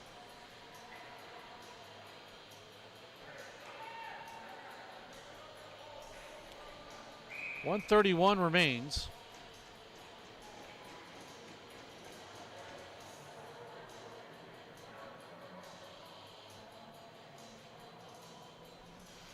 Face off to the right of Limpert. Hilliard does come in to take the draw now, and the Panthers' Rob will win it though. Lead pass. Crow trying to chase it down. The goaltender Madrigal will send it into the corner. Panthers keep it in. Drive by Stiegel missing wide. Over to the near side boards now. 1:16 remains. 3-2 lead for Drury, who trailed as much as 2-0. Panthers with it again. At center, fighting for it is Stiegel. Less than a minute to go now in period number 2. Across the line to Kangas. Owen puts a check on a Panther. That was Jake Lyons. Puck is now to the far side, flipped out. Kyle. Over to Cardinal. Cedric, 8 points, 3 goals, 5 assists this season. Now to Kyle. Head to Cardinal. Across the line. In the zone. Gage Robb. Puck is deflected up and out of play. Robb with his first points, a goal and an assist yesterday.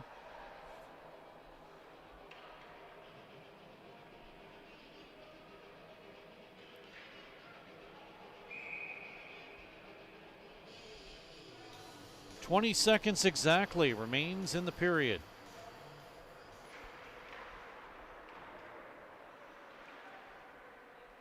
Lowell on the goal line near side. Puck dug out, taken by Cardinal. Now Labutis drive-in pad save. Rebound followed up. Limpert couldn't put it through. And the period expires. After all that, we have a little bit of a disagreement on where they're going to go for the intermission. Second period activity. At the 2:31 mark, penalty for the Patriots on number 12, Vallis Owen, 2-minute minor for roughing. Drury goal at 8:40. Scored by number 76, Louis Fournier, his 7th of the season, assisted by number 16, Richard Bizant. Drury penalty at 10:52 to number 15, Brody Bean. Well, we'll let him go with the penalties. We'll go with the goals. We heard Fournier at 8:40, his 7th, and then Fournier his 8th at 17:36. Bizan on the first goal with the assist, and then O'Connor and Lorenko on the second goal, and it's 3-2 Panthers. You look at the shots on goal, 14 put on Madrigal, 2-period total of 34, just 6 on Garrett Limpert. 2-period total of 11 power plays. Each team 0 for 2 with the man advantage. Take a break, and when we come back, we'll talk to Dylan Gons, another goaltender with the Panthers, in just a moment. 3-2, Drury leads after 2 periods. Pearson Kelly Office Products presents Great Moments in Office Technology. When Julie gets bored at work, she writes funny captions to pictures of animals she found online. Then she realized she could send all of her pictures in one gigantic message to her coworkers. At that moment, Julie created Junk Email. Now, employees can enjoy their days watching auto-tuned sneezing pandas. There are plenty of ways to waste your company's money. Your copier shouldn't be one of them. Pearson Kelly Office Products. Business made simple.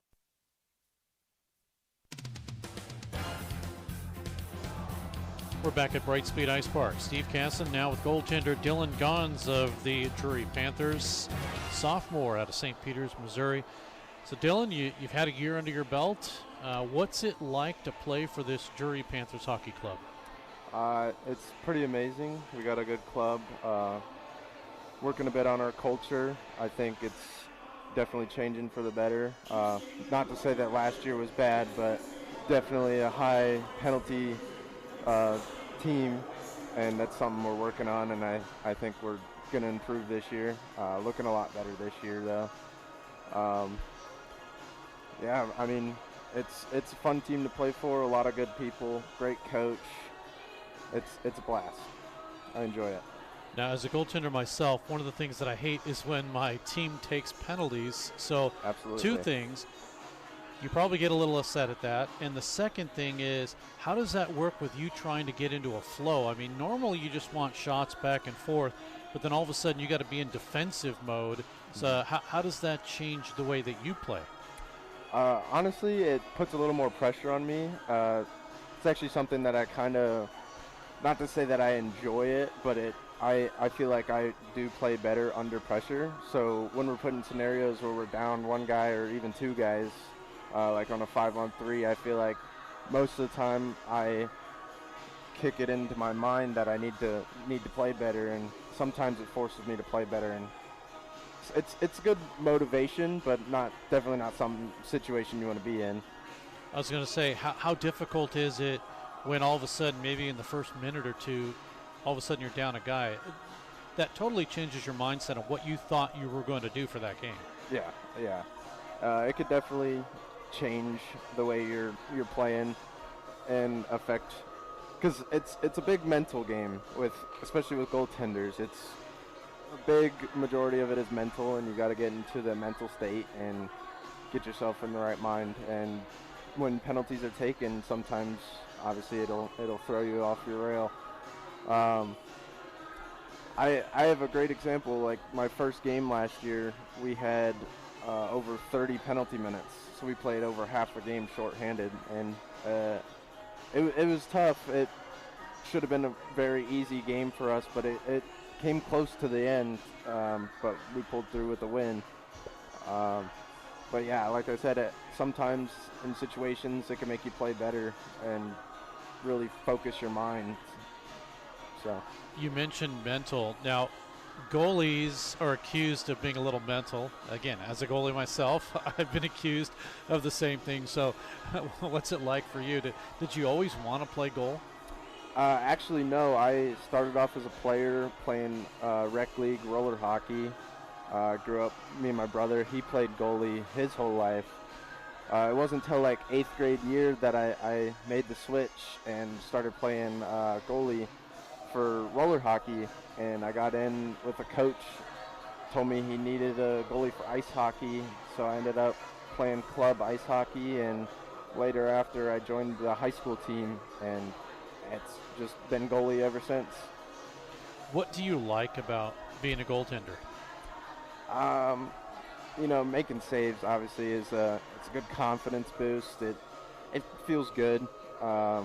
Just like if a guy scored a goal, like if you were a player scoring a goal, it's like a good adrenaline high. But like for a goalie, you see more shots than you take shots as a player, so there's more opportunities for that good feeling. And I don't know. It's just something that I found pretty fun, especially following after my brother. That was pretty cool, following in his footsteps. And goalie coaches on high school. That's actually the reason I'm up here in Springfield, is my goalie coach in high school played for Missouri State, and I ended up trying out for them. Didn't work out. Met the coach here and got my spot, and now I'm playing here. It's pretty cool. Well, that's good. You get to stay local, and of course there are 2 teams here. Mm-hmm. What is your favorite save? I mean, goaltenders have a certain save that it's easy. You know the shot's coming. You know you're going to make the save. What's your favorite one? Like what shot I like taking the most, or like what save I like? Let's go with both. A good point shot, like from a defenseman in our defensive zone. If one of their defensemen are shooting it from the point, I think those are like the relatively easy ones. As long as there's no traffic in front of you, it's pretty easy to see. My favorite save to make, though, has got to be the glove save. Hands down, that's got to be everybody's favorite. It's just flashy, cool, feels great. It's awesome. Now, are you like me? When you make the save, you gotta turn your glove over and make it look phenomenal. Make it flashy, yeah. Yeah, even though you know it's an easy save, but partially I do that because I've had it where the puck will actually come out of the glove, and if I turn it over a little bit, it prevents it from coming out of the glove. Is that similar? I mean, yeah. I feel like with most goalies, it's kind of like that. You want to make the saves flashy, make it look cool, give a confidence boost to your guys on the team, make them feel confident in your ability to make a save. So always making it flashy is a good thing, I think. What do you want to be when you grow up? I've always wanted to play professional hockey, but obviously backup plan is something to do with construction manager, project engineer, something of the sorts. A lot of people want to get into construction. Is your choice because everyone else is doing it, or is that really a field that you really want to get into? It's just a field that I've always felt like I wanted to be a part of. Growing up, I was a huge Lego fan. Okay. Building things was always designing, drawing. Not as much of a artist, but I've always enjoyed building things and making things out of nothing. It always interests me, so I think that's what steered me towards construction. Dylan Gons, goaltender of the Drury Panthers, is joining us. Who is your favorite NHL team? The St. Louis Blues. Okay. Who is your favorite NHL player? Player or goalie? Well, okay, let's go with both then. Goaltender's got to be Jordan Bennington. I used to be a big Carey Price fan. He was great when he played, but you can't not love Bennington if you're a St. Louis Blues fan. He's just always flashy. He's got a hot head on him, but Just going to say that, yeah. He's a great goaltender, very underrated in my opinion. If I had to go favorite player, oh, that's a tough one. I think Robert Thomas would be one of those guys that's up there, or, you know, like Nikita Kucherov or something like that. Has hockey always been your favorite sport? Yeah, I grew up with hockey. I played many other sports, soccer, basketball. Almost played baseball, played a little t-ball when I was younger, but hockey's, yeah, always been my favorite. Favorite one to play, favorite one to watch. One of the things that Wayne Gretzky said was you don't want to play hockey 24/7. You want to take a break in the summertime or what have you, play a different sport, get away from it for a little bit to prevent the potential burnout. Absolutely. Have you ever been burned out from hockey? I don't think so, in my opinion. I can see how other people get burnt out playing for teams that aren't necessarily working out. You know, some teams struggle. I had that problem in high school. My team wasn't very good, but honestly, I think it pushed me to work harder and become who I am today. It's about adversity. I don't think I'll ever get burnt out of it. I'll always find a way to come back to it and love it. Earlier we talked about what is the shot that you like that's the easiest. Okay, what are some of the hard shots that you almost have to guess? You almost have to put your body in front of the entire net and hope it hits you, kind of thing. Absolutely, there are some of those, and I'm sure most goalies will agree with me. A good old knuckle puck. Those are the worst. When you're expecting something coming at you like 80 miles an hour, but it's a changeup going like 50. Those are always the toughest. The shot that you expect to be coming in super fast that just either drops, it's coming in slow, or flutters, any of those. And then you get the fans yelling at you like, why couldn't you stop that? Well, absolutely. It's difficult to stop a shot like that. Mm-hmm. So that is completely understandable. Let's talk about family. Do you have any brothers and sisters? I have a brother and a half-sister. Does your brother play hockey? He does. He plays men's league. He's a little bit older than me. He played the same high school I played at. Never played club hockey. He was always just on high school. He's a great roller hockey goaltender and great goaltender all around, but it's just not something he wanted to stick with. Pretty much it, yeah. Dylan Gons joining us of the Drury Panthers, goaltender for the team. You're one of 3 goaltenders on the team. Yep. Now, in a situation like that, generally one goaltender may be the go-to guy, but then there might be a competition between the 3. What's it like between the 3 of you guys getting ready for a game, figuring out who's going to play the next game? What's the thought process with the trio of you? Absolutely. Obviously, we're all going to want to play in a game. That's the biggest thing. That's what we're all working towards, is playing in a game. I always look at it as friendly competition. You never want to anything negative or anything about the other guys. When they're having a good game, they're having a good game. It's benefiting you just as much as it benefit them if you were having a good game. But yeah, obviously you're going to want to beat them out and look for that spot to play in a game. So it's always a friendly competition. Never anything negative though. Absolutely, we all work our hardest, and that's something I admire about them. They always pushing forth, giving their best effort. It's all you can ask for. Who's the most inspirational on the team? We got a bunch of guys that'll speak up for anybody. Couple guys specifically, I think everybody would agree with me. Gannon Stagel, he's always been someone that would speak up and admit that he's doing something wrong, or point out things, be like, hey guys, I messed up, I'll fix that.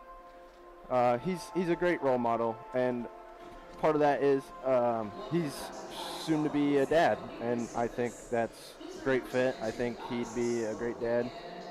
He's just got that mentality about him. He's very protective of his teammates, always first to admit when he's wrong and stuff like that. Very inspirational. That's always a good trait to have. One of the traits that I tend to have is I wish players more goals at the end of interviews. But in this case, no more goals, like that commercial goes. Obviously, you don't want to see that. So hopefully that will happen for you for the remainder of the season, and then we'll talk about this amazing goaltender who hasn't given up a goal all season after that. Absolutely. Dylan Gons is joining us. Dylan, thanks so much for doing this. Appreciate it. Absolutely. My pleasure. We'll take a break and be back. More hockey coming up in just a moment.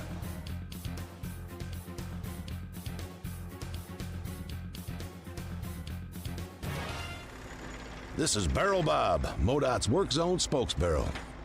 You'll be seeing more of me as the weather warms up. Crews will be working on our roads. That means lanes will be closed for construction and maintenance work on our highways. As you approach a work zone, please don't drive distracted. You need to pay attention. I want you and my friends working on the roads to all get home safely. Remember, buckle up and put down your phone. A message from the Missouri Department of Transportation. Tri-Lakes Marine started with Pat and Eric working out of the back of their service truck, repairing boats and keeping folks on the water. Today, Tri-Lakes Marine is the largest Yamaha outboard dealer in the state. At Tri-Lakes Marine, you will find in stock Yamaha outboards, G3 aluminum fishing boats, and a full lineup of Suncatcher pontoon boats. And Tri-Lakes Marine is still a full-service dealer with a complete Yamaha service center because maintenance matters. We take care of our customers. Check out our full lineup of boats and motors at Tri-Lakes Marine, 15 minutes south of Nixa on Highway 160. Pearson Kelly Office Products presents Great Moments in Office Technology. When Julie gets bored at work, she writes funny captions to pictures of animals she found online. Then she realized she could send all of her pictures in one gigantic message to her coworkers. At that moment, Julie created junk email. Now, employees can enjoy their days watching auto-tuned sneezing pandas. There are plenty of ways to waste your company's money. Your copier shouldn't be one of them. Pearson Kelly Office Products. Business made simple. We're back at Brightspeed Ice Park, Stan Melton Ice Arena. A couple more seconds of intermission to tick off, and then we'll get ready for the third period, which right now is 8 Drury Panther lead. They were down as much as 2-0 in the first period. So Nana at 7:53, then at 15:52, Bradley gets his second of the weekend. But then Caleb Limpert unassisted in 19:59 of the second, and then it's been Fournier with a couple of goals, number 7 and number 8. Panthers have the lead again, but quickly it'll be Dallas Baptist and McKenzie. Across the line, drive comes up and high. To go over to the far side, now grabbed by Cedric Cardinal. Sends it behind the net with 19:42 and the clock rolling here in period 3. Panthers have it. Puck is tipped in inadvertently off of the defensive stick of Tyson Wilhelm. Panthers try to keep it in. They drive it down even lower, but it goes to the near side boards. Racing for it was Ross. Schmitz is in there. Ross trying to move the puck. Official telling players to move the puck. Here is O'Connor behind the net. Net gets dislodged, and we will have a stoppage in play.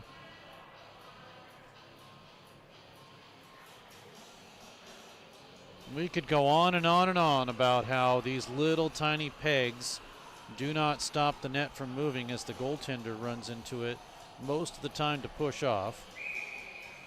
Compared to the long rubber pegs that were in there for the longest years. The play continues. Kept in, up top, Cardinal drops it in, and a glove save. Madrigal will hold on.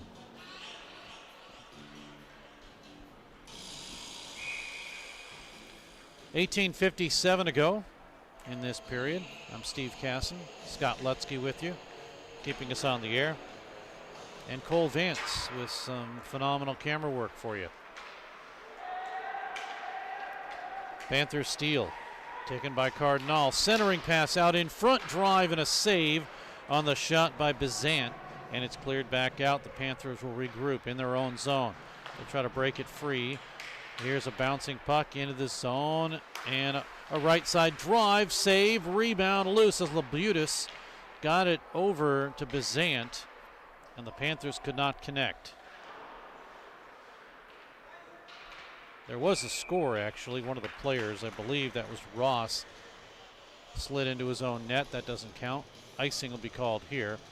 Face-off will come back into the Drury end of the ice. 18-20 to go in the period.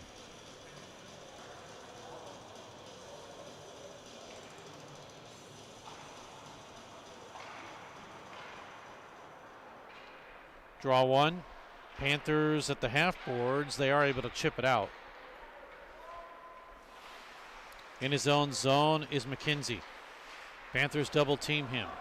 Goes to the half boards. Limpert will watch it come in after Stiegel had it. Played with a high stick is going to be the infraction here.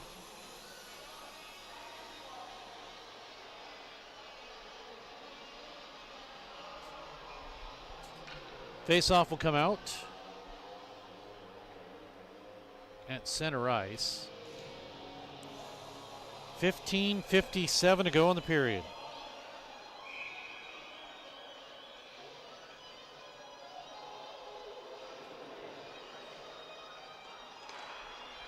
Face-off, one. Dallas Baptist, McKenzie. Off the boards, the Panthers keep. Thought it was a delayed offside. That was not the case. Lead pass. Panthers have it with Limpert, and a drive that is partially blocked and covered up by the goaltender Madrigal.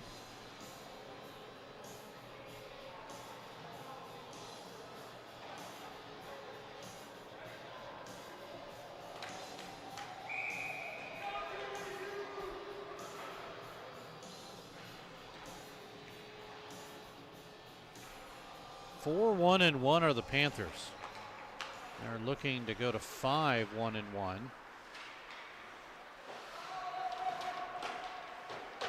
Bean, he is double teamed. Puck right out in front, chipped away by Owen Sally. Panthers hold on. 17-14 to go in the period. Off the stick of Evans. Now spun around by Bean. Taken by the Panthers, Sillenpaw.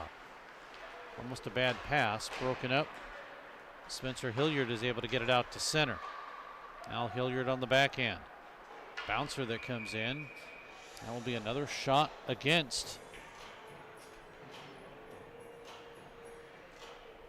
Garrett Limpert, that is, now facing just 12 shots.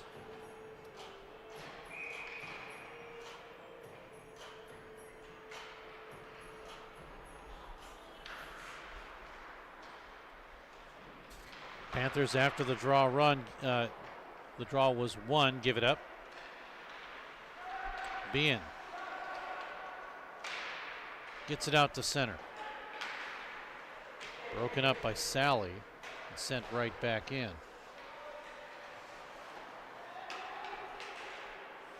Austin Evans looking for his first points with Drury. It's his third game he's played in. Puck rimmed all the way around. It'll go to Rob. Rob gets pulled out at center looking for a penalty. It doesn't happen. Here we go with Fernandez. He'll have it for DBU. Send it back behind the net. Getting in front is Kyle.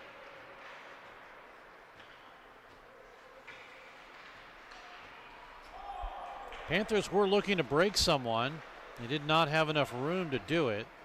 And now it's sent in as Drury will complete a small line change. So does Dallas Baptist.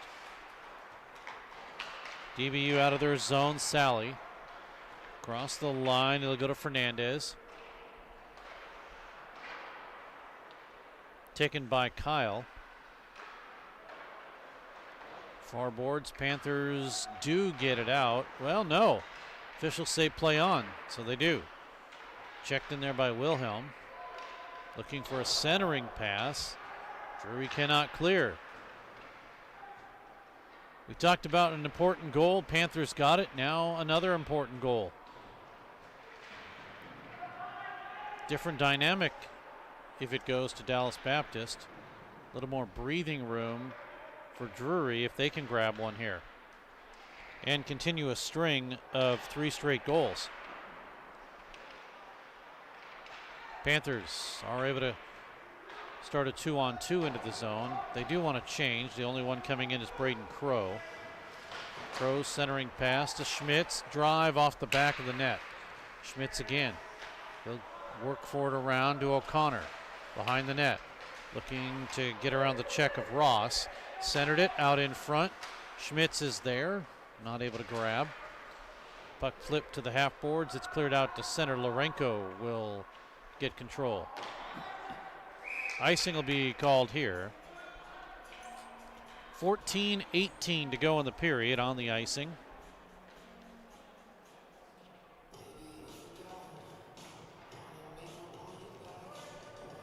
So Drury has next weekend off, and then they're on the road October 24th and 25th. That'll be with Dordt University in the Vernon Arena. And then the big games that at least locally here fans are waiting for, and that is Drury and Missouri State. Drury will be the home team. Our broadcast that night will be a Missouri State away broadcast.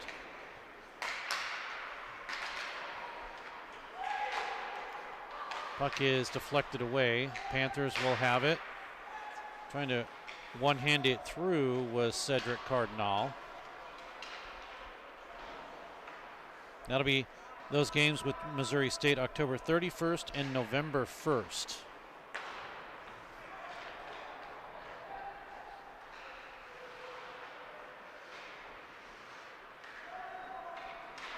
$13:22 to go in the period.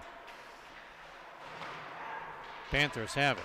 They bring it across the line. Fournier tried to kick it as it went behind his back.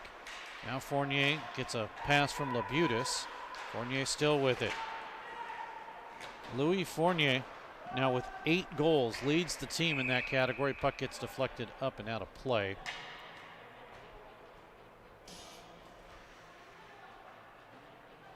So after today,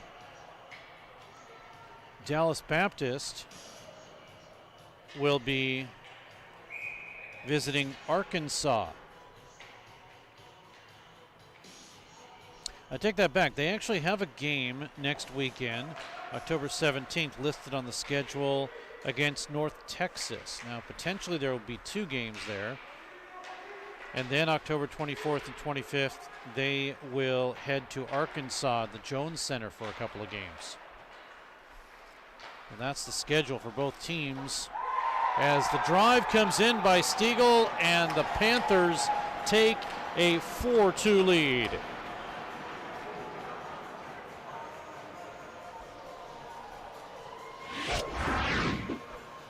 Drury gets what they needed. They get a 2-goal advantage. Calling for it, you could see Stiegel and through everybody. He will get his 2nd goal of the year. 4th straight goal for Drury. Panthers goal, his 2nd of the season, scored by number 86, Gannon Stiegel! Assisted on the play by number 2, Neil Serrato! Time of the goal, 7:20. Stiegel from Serrato at 7:20. So the Panthers now with a 4-2 lead. They put another shot in on Madrigal. He steers it aside. It's stolen though now. Taken by Wilhelm. Across the line, has some room, gets a drive off to the left. Fernandez chases. Penalty coming up as he gets hammered into the boards. Panthers will go to the penalty box.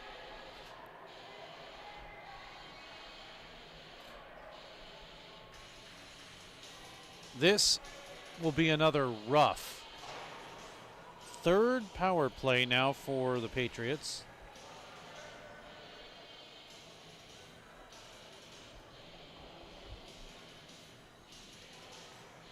In the box, Brady Kangas.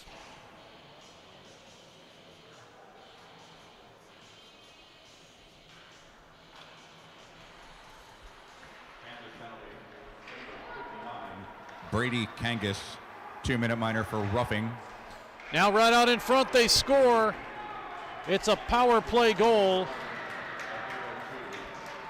DBU will get it. It's Gressel again.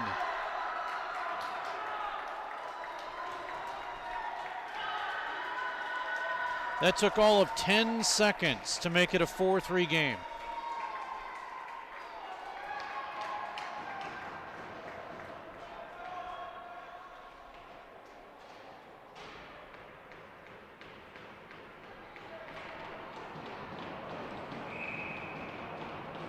DBU quickly here. Patriots goal, a power play goal, scored by number 14, Luke Gressel.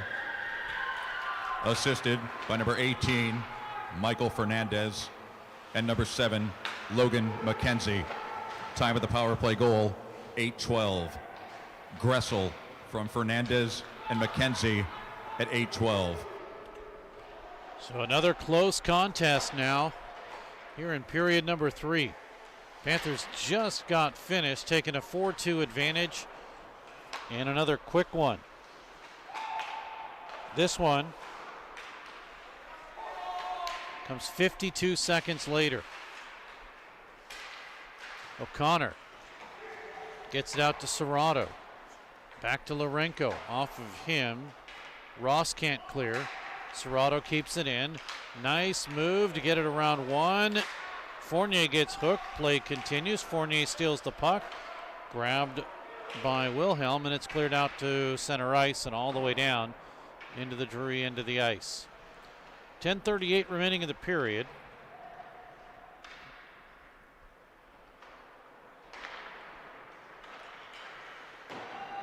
Across the line.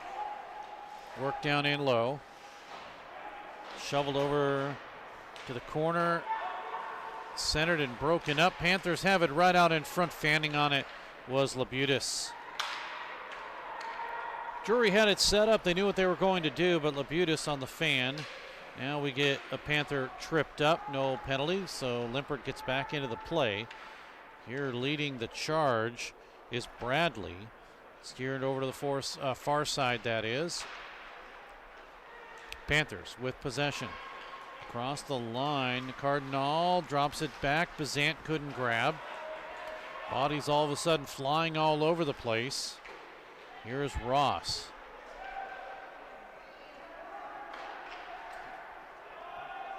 Puck tipped in, no icing according to the official. Cardinal.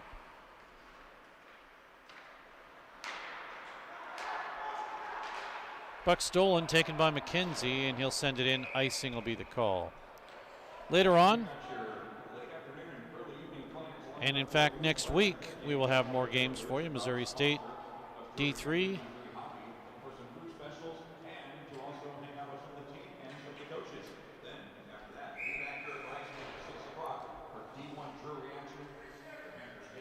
We'll have those games for you right here on WSR.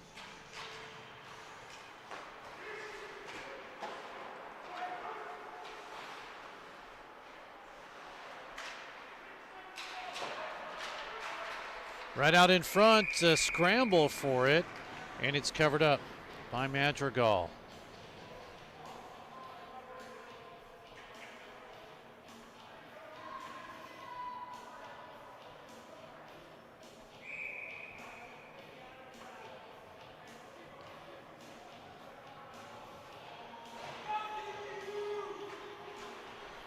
Face-off one again.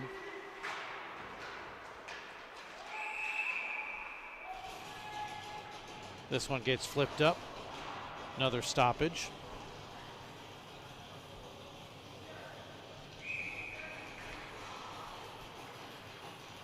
Sillenpaw in to take the draw, tries to win it from Wilhelm. Panthers do have it. Evans sends it down below.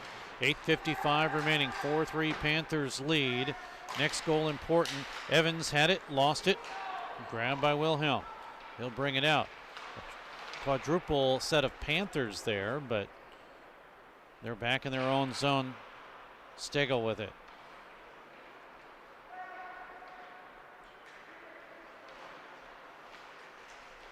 Across the line. Taken away by Sally.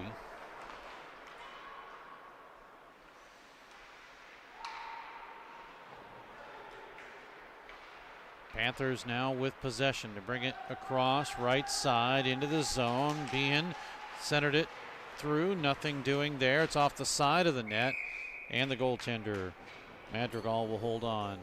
8:07 to go in the period.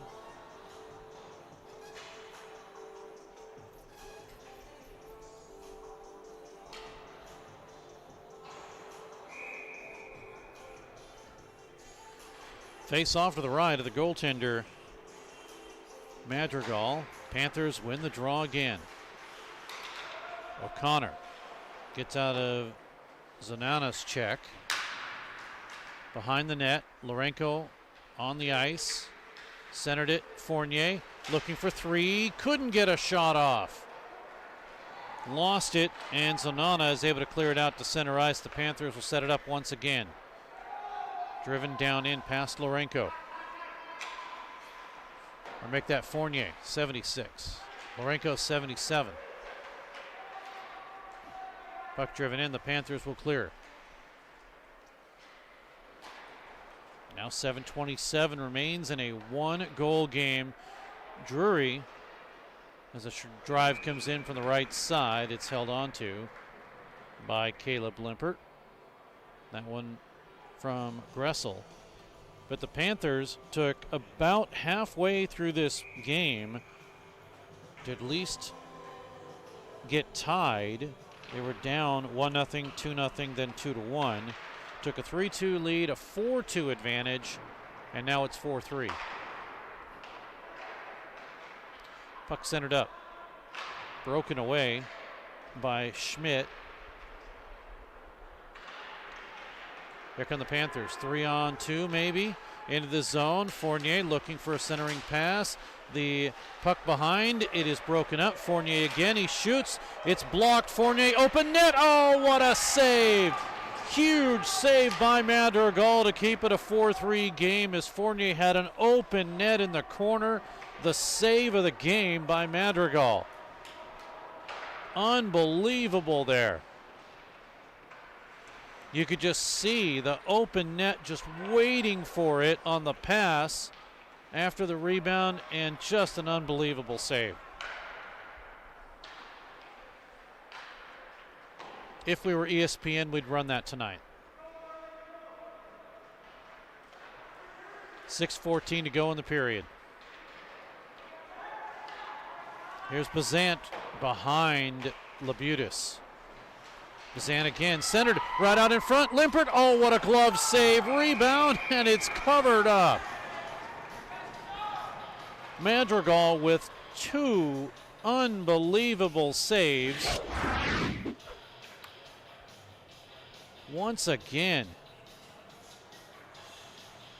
Just take a look at this one as it materializes. Unbelievable glove save there. I guess that's highlight number 2. We might give him the whole top 10. Puck driven down to the Panthers' end of the ice. He has single-handedly kept his team in this contest, facing 42 shots, and it's a 4-3 game. We got a Panther down. I think he's okay. That's Limpert. Play continues. Panthers have it. Down the middle, Serrato shoots in, and a save by Madrigal. He'll hold on. 5:29 remains in this period. The Panthers are doing everything they can to put another goal on the board.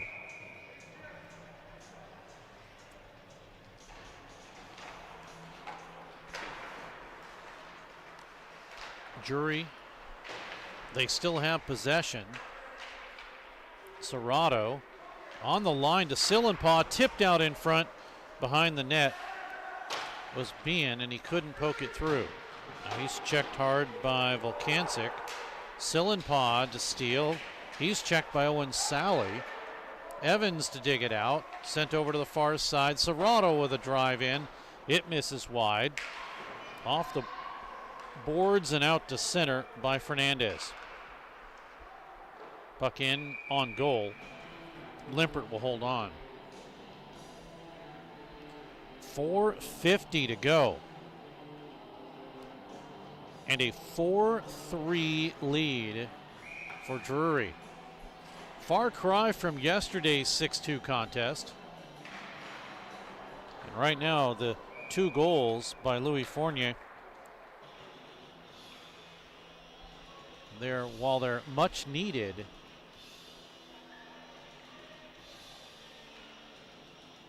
you just got to think right now that if it wasn't for Madrigal, this would be a different hockey game.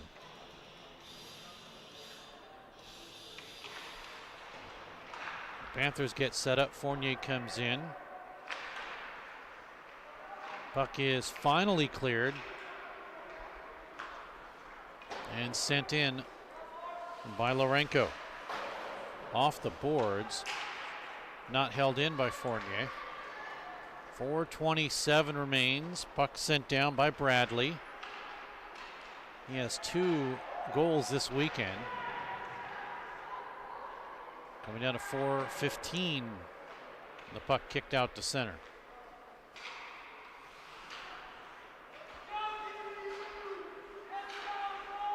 McKenzie.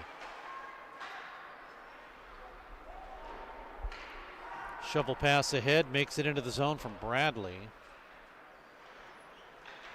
3:54 and the Panthers will move the puck. Lourenco claiming he didn't have a stick.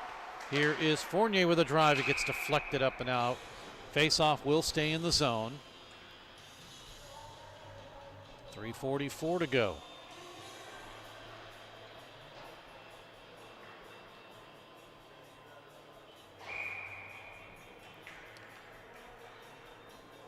(43-17) are the shots. The most Garrett Limpert ever faced was 52. That was in a 10-4 loss January of this year, January 31st, in fact. It's also a career high 10 goals he had given up. Here across the line, Stagel got taken out of the play. Limpert's there. He'll drop it down in. Labutis to chase. Puck grabbed by Blue and cleared out to center. Now Blue will drop it all the way down. Panthers back of their own zone to work it. 3:10 to go in the period. They lead by 1. Labutis, left side, has some room. Stops up. Checked by McKenzie. Now Labutis has the puck taken away. Blue can't clear as he tried to pass it over to Fernandez, but it's out to center. Here come the Patriots. Ross stepped around the check of Limpert. Labutis not able to swipe it away. Goes behind to Serrato. 2:35 remains. Panthers. Stagel with it.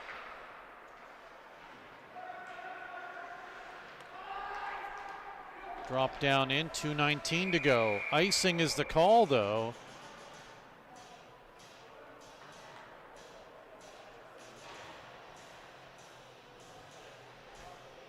One of the worst situations for the referee is trying to figure out who was on the ice before the icing was called.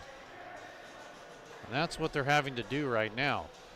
Figure out which players to get back on the ice. Looks like they figured that all out. 2:17 to go in the period. A 4-3 lead for Drury. The only goal in the third period has been a power play goal by Dallas Baptist. Panthers have it. 2-on-1 out in front, and missing the tip was Evans. Back down low. Labutis pulled off the play. On the ice and getting up is Fernandez. Evans trying to kick it through. Sillenpaw had it. Able to work around Wilhelm. Puck is out to center. And here comes Fernandez. The goaltender was coming out, Madrigal, but the Panthers have it. They keep it in the zone. Drop it down in. So you know Madrigal will come out at the next chance, but we get a whistle, stoppage and play. Net gets dislodged. Face-off apparently coming outside.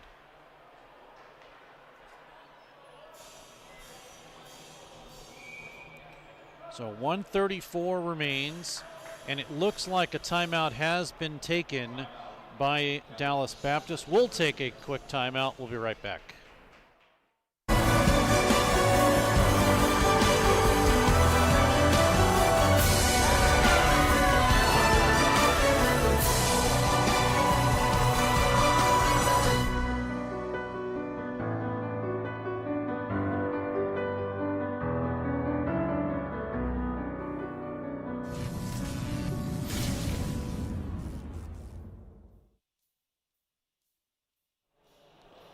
Back at Brightspeed Ice Park. 4-3 advantage for Drury. It trailed 2-0, 2-1, 2-2, took a 3-2 and a 4-2 lead in the third period, but then a 4-3 game on the power play goal by Gressel. And we'll see what happens here as the faceoff is won. The Panthers will have control to be sent all the way down. Now we know the goaltender, Madrigal, is waiting to come out once possession has gathered, and he will come out. So the goaltender is out, empty net. It'll be taken by McKenzie. Panthers methodically not doing much here. They want to wait till they get possession. Puck chipped down in low. Cardinal. Less than a minute to go in the period. Puck taken away, sent down. Do we get an icing call? We will. 55 left in the period.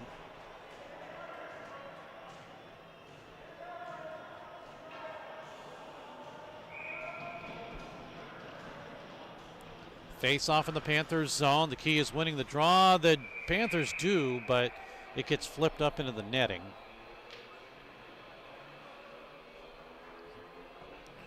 So we'll do it again.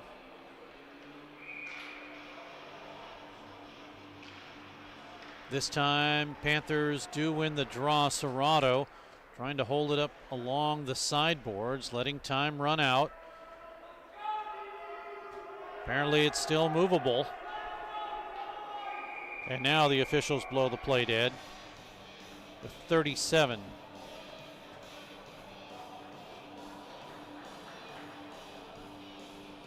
Empty net.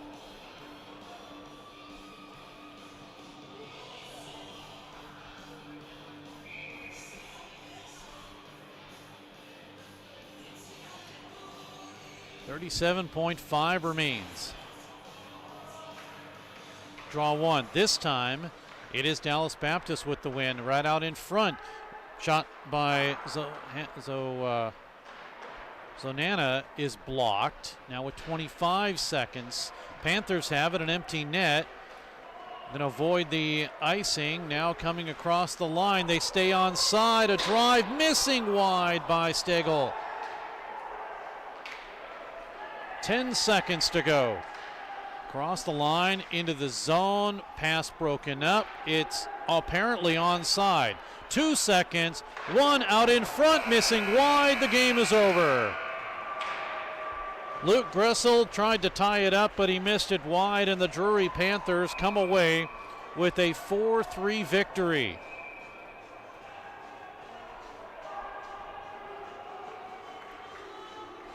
Caleb Limpert faces just 6 shots in the third period. 9 on Madrigal, but he made some huge saves. 43 total. In the third, Stegel at 720. Serrato with the assist. It's 4-2. And then just 50 seconds later, power play goal. Gressel, Fernandez, and McKenzie with the assists. 4-3. Power plays. The Panthers were 0 for 2. The Patriots were 1 for 3. And total penalties, not much. Just 3 for 6 minutes on the Panthers. Patriots only 2 for 4 minutes. So Drury improves to 5-1-1 on the season. And Dallas Baptist is 1-6-1 after losing this game here tonight. Keep in mind, we will have another game for you coming up, and that game will be at 6 p.m. Central Time. We hope you'll tune in for that. Take a look at the schedule briefly here as we have more games coming up. But until then, for Scott Lutzke and for my cameraman, Cole Vance, I'm Steve Casson. Thanks for tuning in. Again, 6 p.m. Central Time, Division I action. We hope you will tune in for that. But until then, we bid you a good afternoon from Brightspeed Ice Park and the Stan Melton Ice Arena, where a 4-3 victory gives Drury the sweep here this weekend. And the D3 team improves to 5-1-1. Until tonight, have a good night, everyone.